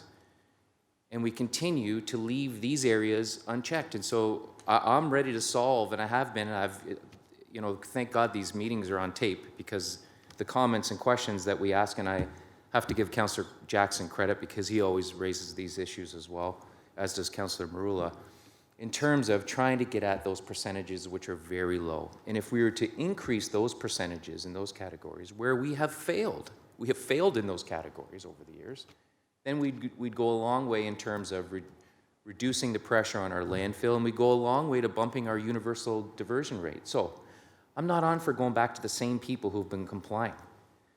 I don't know what more we're going to ask these people to do. And if it's in the name of the environment, you want to take trucks off the road, so be it. I look forward to that same rationale being applied to other city services. That will be a fascinating debate when you start talking about taking snowplows off the road. I get it. If it's about the finances, I said it earlier when I was asked by the media last week, There are many more areas to look at instead of cutting frontline services to people. There are all kinds of ways and means in this organization to find savings, and I'm up for it.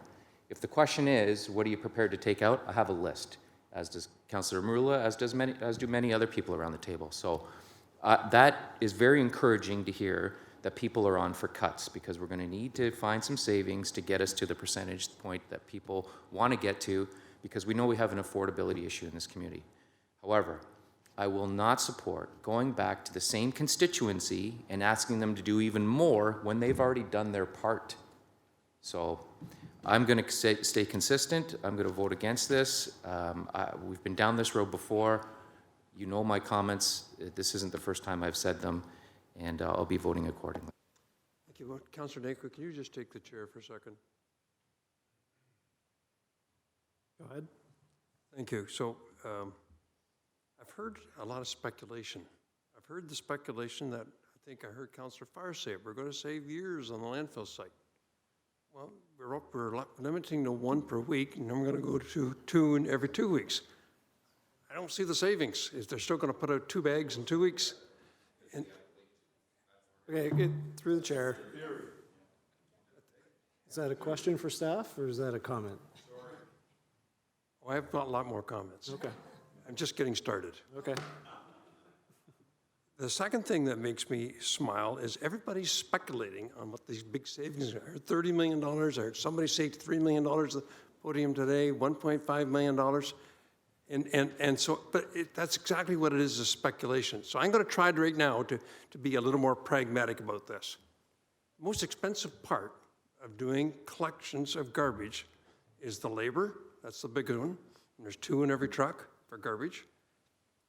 It's the fuel and it's the truck. And if you're still going to collect green bins once a week, that same truck has to continue to run the route every week. In addition to that, I'm hearing that we have to have special needs picked up. And you have to have people with diapers got to be picked up probably on a weekly basis, whether it's children or elderly people. Medical situations, I heard Linda say that we have to have special requirements for anybody who has special needs. We're going to get arguments around pest waste, that it has to be picked up every week, and others. And I can just see, the worst part of this job, I find, is neighbors fighting with neighbors. And they're going to say, well, he's getting his picked up, I want mine picked up. And we're going to be caught in the middle of that fight. And it's not winnable, because no matter, both neighbors expect you to take their side. And it's an uncomfortable position to be in. In addition, when you pick up the garbage every 2 weeks, that's double the trips to the transfer station that truck's going to have to do, because he's going to fill up twice as fast when he's picking up 2 bags at every stop. So there's a lot of deadheading to run to the transfer station, unload, and come back. And so we're going to be paying more overtime for those drivers to stay, to make multiple trips to the transfer station, over and above what they make when there's a 1 bag limit that's being picked up. So I can't find the savings. I know in my community, I got a ratio similar to Councillor Whitehead. This is a very basic service. It's a service that people would expect. And the part that bothers me the most, as Councillor Collins said, we're going to kick the people who are doing a good job. We're going to kick the single-family homeowner that's already recycling 50%. And we're going to let the multi-residential who are doing a lousy job off the hook. How is that fair if we treat all our constituencies equally? But I just don't see the savings to cause all this disruption when the most expensive part is not going to be reduction at all, because they're going to have to get both the blue box truck and the green and garbage trucks who have split compactors on their trucks have to run the same route every week. We're not saving 50%. So I just can't hit the savings. It is not worth what the aggravation this would cause. Garbage is so sensitive out there. It has been for the 13 years I've been in this job. So I too can't support it. So I'll take the chair back and go to Councillor Pauls. Thank you. And through the chair, I'm learning so much by sitting here and listening everybody's opinion. And I had the same thought about you're picking 2 now, so what garbage are we saving? Now we got 2 bags that are being sitting around for 2 weeks. But While we were talking, I had some constituent text me, and they were concerned about the social housing and apartments, but I guess that's not included. As I hear, it's exempted, which I don't understand why it's not all of it. We either do it all or nothing. But the thing that it was interesting, he says, I think a greater emphasis on public education program to ensure we are disposing of waste property, looking different purchasing alternative to cut down the waste, and ensuring we help apartment owners become compliant with current standard rather than putting people in a position undue stress and to fail. Also, never mind the rats around the city and all the other things that come with it. Also, it does not make sense that you say because of the trucks to save on emission. They're already on the road for weekly green bin and blue box pickups, so it doesn't save anything on emission. So as I'm reading all these points, I'm just learning that if we want to take seriously climate change, I don't think every second week, because we're taking a truck off, but he's going to come and pick up the garbage, that helps. You know, we're thinking about, I don't know if anybody goes through the drive-through. I was at a drive-through and I had to get out. There were so many cars, and I thought, I'm not highlining any longer. Honestly, I couldn't believe it. I thought, am I crazy? I got out. So if you're talking about climate change, there's a lot of things we have to look at, like my councillor Collins says, you know, we got to look at other things too for the climate change. So I don't see much with climate change if we pick it up every second week. But I do agree, I would love to find out the savings. And I know most of my councillors says that there's not much saving, so I was going to support it just to see the saving. I've always been the type that I look at both options, see what the saving is, and then decide. So in that, I was going to support, and I probably will, just to see the saving, if it's true that we're going to save millions of dollars. So that's my point. That's what it's been said, so thank you. Councilor Pearson. It will be a few words. I am supporting this, and I think we underestimate the residents in Hamilton. You just have to look at when we went to the one-bag limit, where we now have 95% compliance. So I will be supporting it, and it's just to get the dollar savings and the difference so we can better evaluate our programs. Thank you. Councilor Whitehead. The question I didn't get clarification on is we have a changing community. We're trying to accommodate millennials in the purchase of homes and living space and those kinds of things. So concurrently, we're working on, as of right, accessory apartments in every house. Granny suites in every house. That meets the criteria. We already have, and here's the question. Families and people living in a house are much larger. Certainly in my ward, in many places I've knocked on doors during the election, and it was a clear observation. So when we talk about the current garbage policies per household, help me understand, if you have a significant population within that household, is there an exemption that's provided?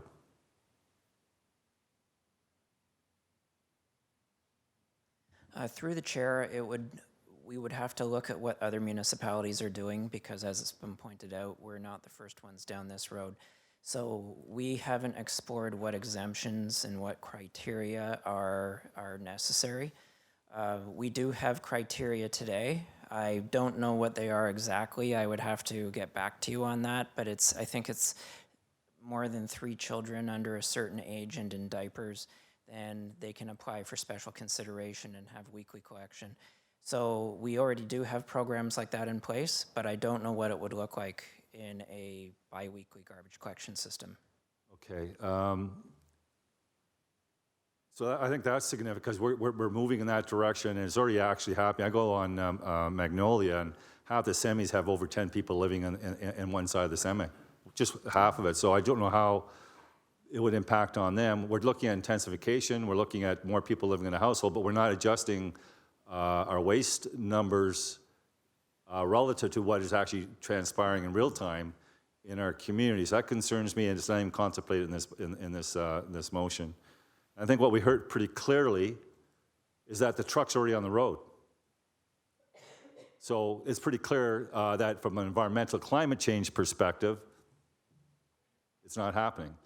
And I would put to my friend on the mountain that certain areas like on Ward 2 got significant multi-dwellings. They're not impacted to the same degree because they're not impacted at all. They don't have to abide by it. So I can see the demographic shift just from that perspective, that you got huge numbers when you got a lot more multi-dwellings. You might have a slightly different perspective based on that issue. We have on the mountain predominantly a lot more single-family homes, and we're asking those very people to take on more than proportionally than the balance of the community. And I always thought around this horseshoe, we try to treat our tax policies, our service policies equitably. If this is a deviation from that policy in regards to the practice and services that we provide, good. Then there'll be a lot of other areas we could have a conversation on as well. And unfortunately, it may impact people in a very negative way. I'm not prepared to go down that road. Anyone that does, good luck, because it opens up Pandora's box in regards to differential services in different areas of the city. Okay, Councilor Marula. Just one other concern that I have, and I'd like to serve notice about the concern, is I'm hoping that this motion, okay, if we can separate the call for the elimination of the 50-50 with the public and the private, if we can separate that out in the vote, and I'm going to encourage everyone not to support that, especially if you believe in public service, because that was set up in a unique scenario to create a competitive environment between the private and public. If we go down the road of taking away that competitive process, the bottom line, I think, is that the private sector is going to outbid them, and they're going to be the lowest bid. And that's going to kick the public sector out. So that was created in a very sensitive, very unique circumstance to create a competitive basis between the public and private. And I'm encouraging everyone to eliminate that component. Because I'm going to serve notice now. I think that if it does go down that road, the public sector will be eliminated. And then I'm going to have a real issue. And I know my area is going to have a real issue. Because we have a public sector pickup, and that's what we wanted. That's what we have. And it was set up to create that competitive type of scenario. So I just wanted to serve warning that this may lead, that'll be an actual casualty. I know unintended, but that could be an unintended casualty if you leave that in the motion. Councilor Park. So that's a really good point, and I will support that, Councillor. I appreciate you bringing it up. I did see this, and again, I kind of looked at it as well. We'll get a report back, and we'll see. But that is a very strong argument year over year that the competitiveness has proven to be the best part of collection. And whoever came up with that, I don't know how long ago, it's certainly worked. So yeah, I'll support. If we do separate it, I will not support B, but I am still very much supporting A. And through the debate, I have just a few very quick questions, Mr. Chairman, through you to staff on the motion, the RFP. I keep hearing the motion's about just two different RFPs. And so it's all going to be built in a contract, I'm sure, but we keep hearing this argument that we still will have trucks on the road every week. Wouldn't the RFP address that as it relates to garbage, Greg? Through the chair, yes, that is correct. The RFP has been built where we will be giving the bidders two methodologies or methods of providing the service to bid on. So one would be the weekly garbage collection with weekly other waste streams, and then the other is with bi-weekly garbage collection and weekly other waste streams. So that is what's in the RFP. And the RFP is maintaining the 50-50 split. And I should know this, but where are we with this multi-res issue? And it is an issue. Through the chair, do you mean specifically as it relates to them participating in diversion programs? Yes. Yes, we have been ramping up our community outreach with them. We've had staff that have been meeting with many of the building managers, and we have also been ramping up enforcement when we collect. So successfully so far, we were at 35% contamination rate overall blended with frontline residential and multi-res. And through our concentration on addressing the contamination in the multi-res, we've got it down to 25%. We're heading in the right direction. Through the chair, yes, that's right. Good. Well, do you update us on that at Public Works? I don't remember ever getting a specific to the issues related to collections at multi-residential, or did I miss it? Through the chair, no, we haven't provided an info update on that. We only just got the data recently because we needed to have a number of months under our belt with the more concentrated enforcement. So we can do an information update and share the info. Okay, so if we separate it out, I will not support B. It's a very good argument and a brief one at that, but I will support A. Thank you. Okay, Councillor Nan. Through the chair, just a quick question then, is to staff. Is the understanding of staff that if we pursue the motion in a combined format of A and B, or to separate out A, I guess the question is about A. Does staff interpret A as being private sector only, or maintaining some sort of mixed service pickup where we maintain our public sector workers as well?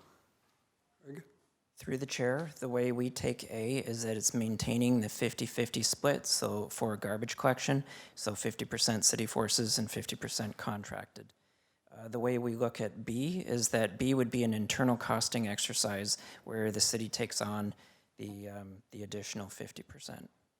Excellent. So the concerns that were raised recently, just right now, this 50-50 split would be maintained in entertaining the motion as it's written? In A? Through the chair, yes, that's correct. Correct, thank you. Yeah, I'm just not clear on this 50-50 split and what, you want to split out A and B. A is 50-50 split, which is what we do now. B is to bring it 100% in-house.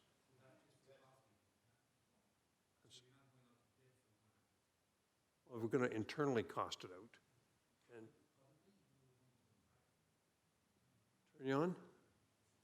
So, Give it up to the microphone. Is this again, I'm not supporting it, but I'm just trying to steer it because of my concerns surrounding the public versus private. So, if the motion's intent is to go out and just simply get a feasibility of the cost of bringing it in-house. This is putting it out for bid. Putting it out for bid. So my Two concern is this. different We options. presently have the status quo as 50-50. The mountain has the private sector, below the mountain is the public sector. So when this goes out, if this motion passes, in no way could the private sector be put in a position where they outbid the 50% presently that's being performed by the public sector. That's all I need to know. Okay, let the mover answer that. Would the lower city service be up for grabs in this process? No, the lower city service is not out for tender. So this is an RFP for the other 50% of the service. So we're strictly talking about the portion of the service that's private. That's private, yes. And we're allowing the public sector to bid on that? Yes. Ah, okay. All right, that part doesn't bother me too much. So we could end up with 100% in-house. Okay, that part of it, okay, that's good. I understand it clearly now. Craig, do you agree with that answer, that you're still going to split it up 50-50 under A? Yes, Mr. Chair, that is our understanding. I actually like that part Want of to the split the motion. motion or leave it all alone now? That part, no, I do want to separate, because that part I can actually support, to be honest. Which one can't you support? I can support. You're not supporting anything, though, are you? No. I can support opening up the bid to allow the public sector to bid on the mountain. B part.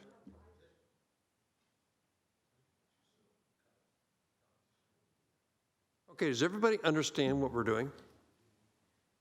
So we're going to split up A and B. And A was where we would continue with 50% private, 50% public. B is staff would cost out to take 100% in-house. Correct, Craig?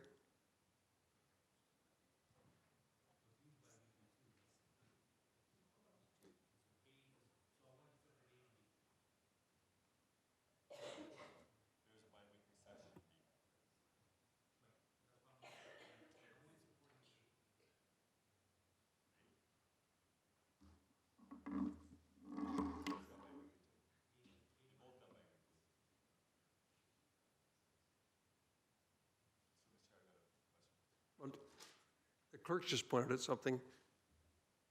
It'd be nice if we just left this alone, because you're getting it complicated now. 'Cause what happens to C?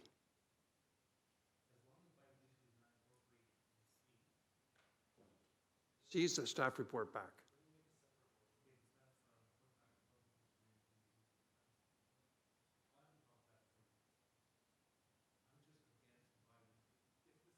Okay, so just oppose them both then, if you're against biweekly. That's the easiest way.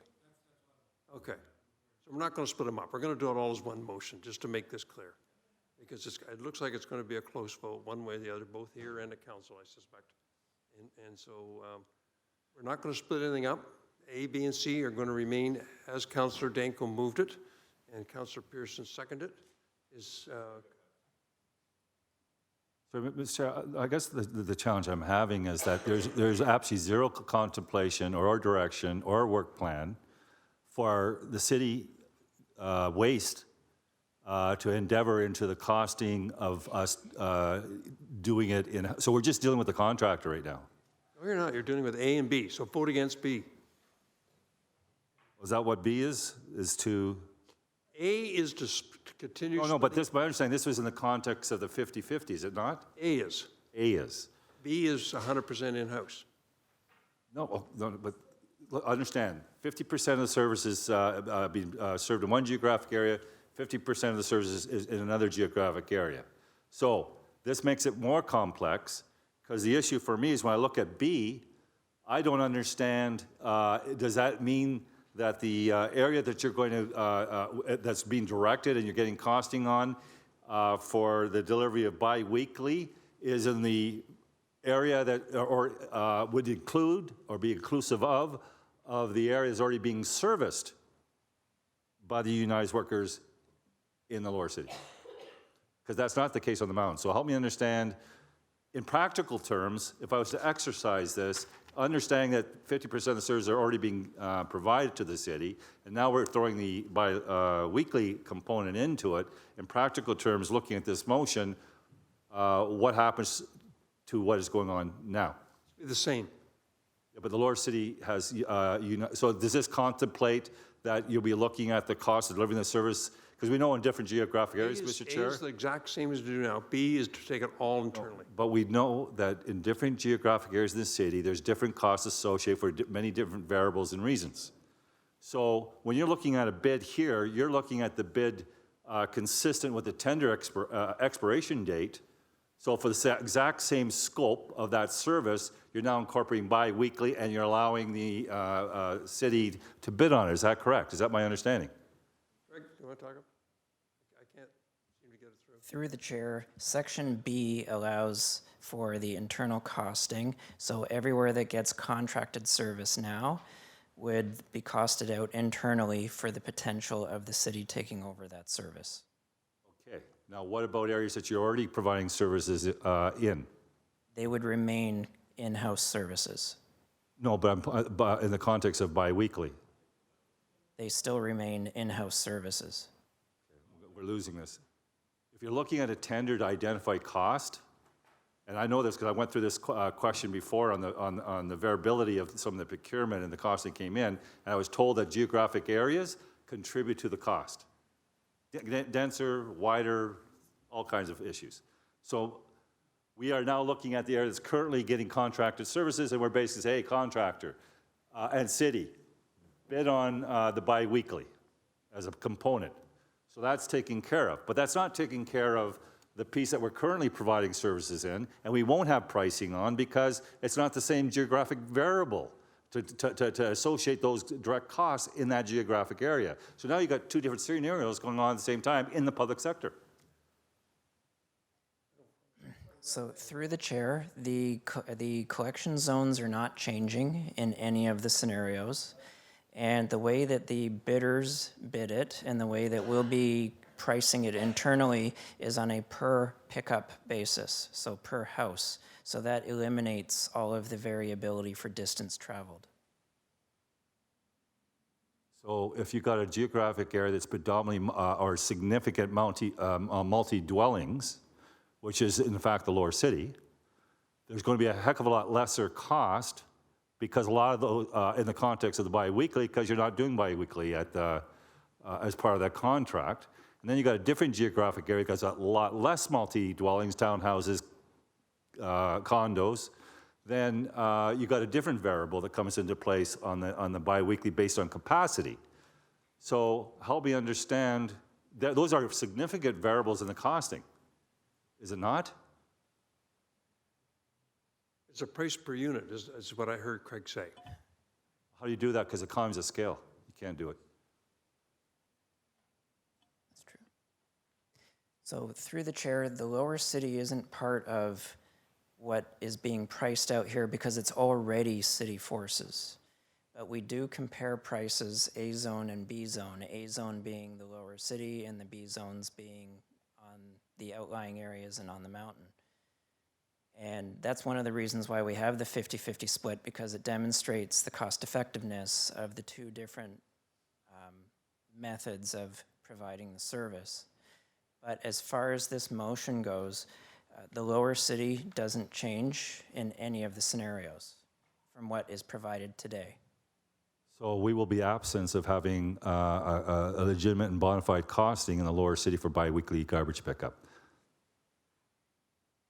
Through the chair, staff are in section B pricing that out. No, you're, in section B, you're pricing out to deliver the service in the current B zone. In section B sub I, that would be status quo for the A zones, which is city forces. Okay, I want to keep, as your chair, I'm going to keep this real simple. We're going to decide on whether it's bi-weekly or weekly. Way too complicated. That's what's in this motion. We're not going to complicate this. And so there's no other speakers, so the motion is before you. It's been debated to death, and the issue is, the motion is that we go to a bi-weekly system for bidding on it to get the pricing.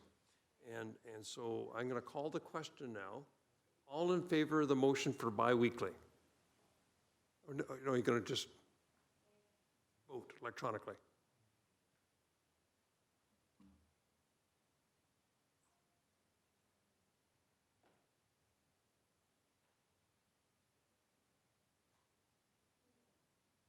So the answer is if motion fails on a vote of 4 to 5.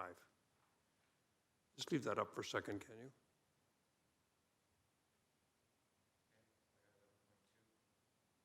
Yep, go ahead, 11.2. Yeah,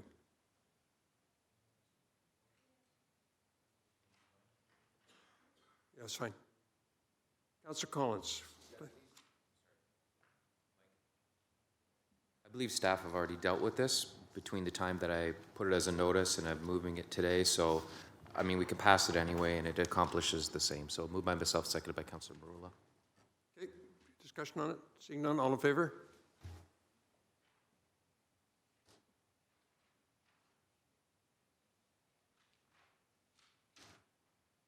Do you need to do the next one today or can leave it as a notice? This one is, we're referring it to the 2021 budget process, so not asking for any funds. This was certainly in keeping earlier with the delegation that we have. Oh. Nice try. You did too. Got me on that one pretty good. So, to be clear, staff are already in the process of updating the recreational trails master plan. And this would just increase the envelope to 300,000 from the current, I believe it's 180 or 200. And this will be presented in 2021. So if you have an issue with it, you'll be able to vote against it at that point in time. You're just asking it to be included in the budget, draft budget? Correct, in 2021, for consideration. See no speakers, all in favor? Seconded by Councillor Marula. Councillor Pauls, do you want to place your motion, 11.4? Yeah, 11.4, thank you.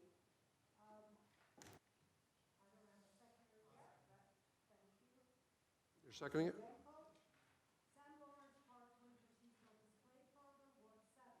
Whereas the City of Hamilton offers various seasonal festival displays around dedicated area of the city, an environmental service division implements the work associated with existing seasonal display but no available funding or additional festive displays. Whereas community interest has been expressed for a winter seasonal light display at Sam Lawrence Park associated with the gazebo.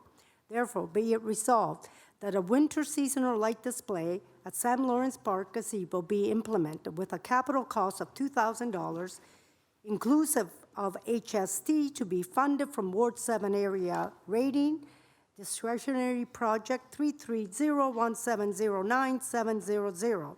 The $500 for the annual cost of electricity and maintenance be added to the Parks and Cemetery Section 2020 annual base operating budget, and that the mayor and the city clerk be authorized and directed to execute any requirement agreements and ancillary documents for the implementation of the winter seasonal light display at Sam Lawrence Park gazebo, with such terms and condition in a form of satisfaction to the city solicitor. All in favor? Thank you. Thank you.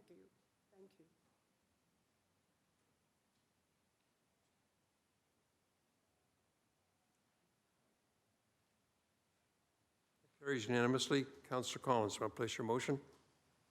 11.5.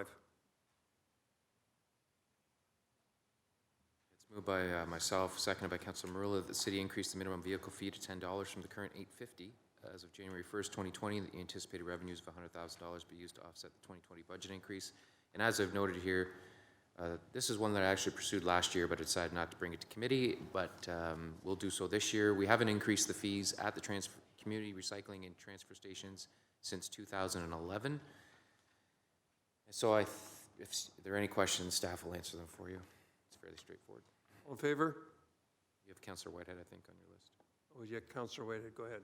Yeah, so I want to make it clear, certainly the residents that I represent, I didn't support it, I wouldn't have supported last term a council because I was concerned of it becoming a deterrent, because think about this just for one moment.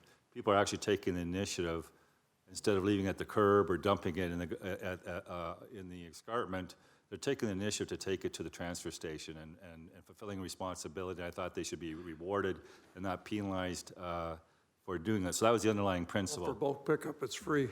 Yeah, so I am supportive of the, but my point is I'm shifting because of the issues that have been identified in earlier debates to support the increase. All in favor?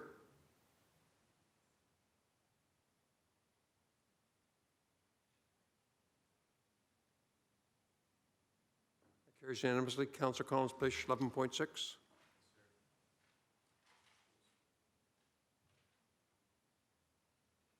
These are road resurfacing projects that are in my ward, and they'll be funded from the Ward 5 area rating account. Seconded by Councillor Marula. Yeah, all in favor? I think the clerk knows that's automatic. Councillor Muto will second your motion. Let's move on to 11.7. Councillor Whitehead, place your motion. Oh. Not that it matters. Okay, Councillor Whitehead, go ahead.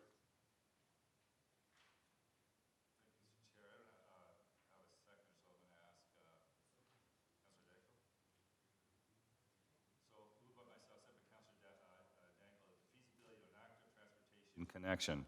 Whereas the City of Hamilton offers various types of active transportation connections throughout the city, whereas the residents of Mount View and Scenic Woods neighborhoods would benefit from more comprehensive active transportation corridors, whereas Scenic Drive between Lavender Drive and Chateau Court currently have a rural road profile, whereas the Recreational Trails Master Plan Initiative 8.2 Olympic Park Twin Pad Arena links a trail connection from Scenic Drive through the Hydro One Networks Inc.-owned lands, whereas the Environmental Services Division implements work associated with the Recreational Trail Master Plan, and whereas the feasibility study to determine opportunities for pedestrian connection at this location is not currently captured in the Environmental Services 10-year capital forecast, therefore be it resolved that staff review the feasibility of an active transportation connection in the Mount View and Scenic Woods neighborhoods with a capital cost of $50,000 inclusive of HST to be funded from the Ward 14 Area Rating Fund.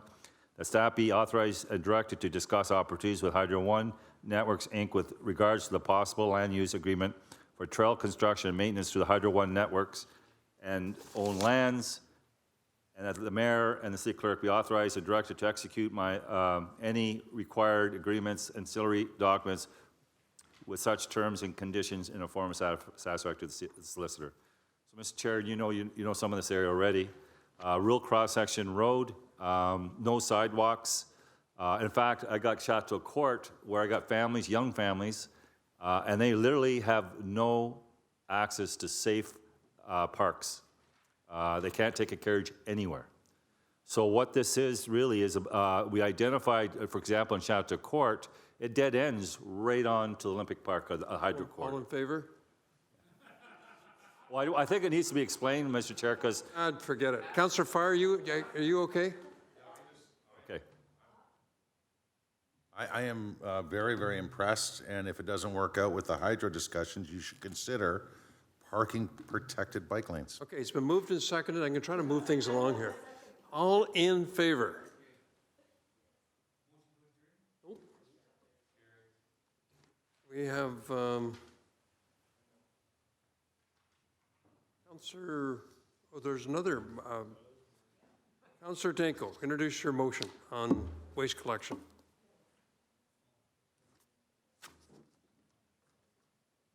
Thank you, and this is moved by myself, seconded by Councillor Collins, who I believe originally floated this idea. I'm just going to skip the whereas because they're the same as the previous one, but therefore be it resolved that staff amend the request for proposals for waste collection services that is currently being prepared to remove winter collection of leaf and yard waste for the months of December, January, and February, excluding Christmas tree collection, and that staff report back to Public Works Committee on the results of the bid for collection waste services. So all this is doing is taking out, right now we collect leaf and yard waste 52 weeks of the year. So this is taking that out of the rotation for December, January, and February. And we had a internal costing by staff. They estimate that this would save $200,000 to $300,000 on the collection contract. And also that there's a very small, I believe it was less than, I can't remember the exact statistic, but it's a very, very small number of people that actually take advantage of putting out leaf and yard waste in December, January, February for good reason. Thank you. Any discussion on it? Seeing none, all in favor?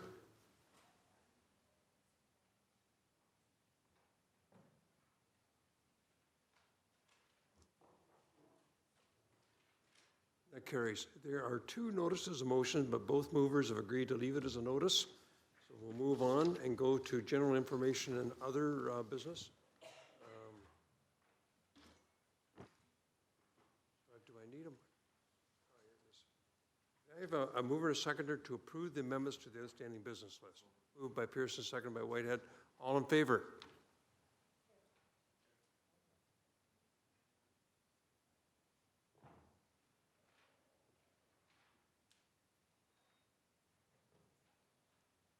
Carries.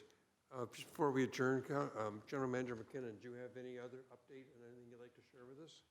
Nope. So a new motion to adjourn then. Moved by Pearson, seconded by Danko. All in favor?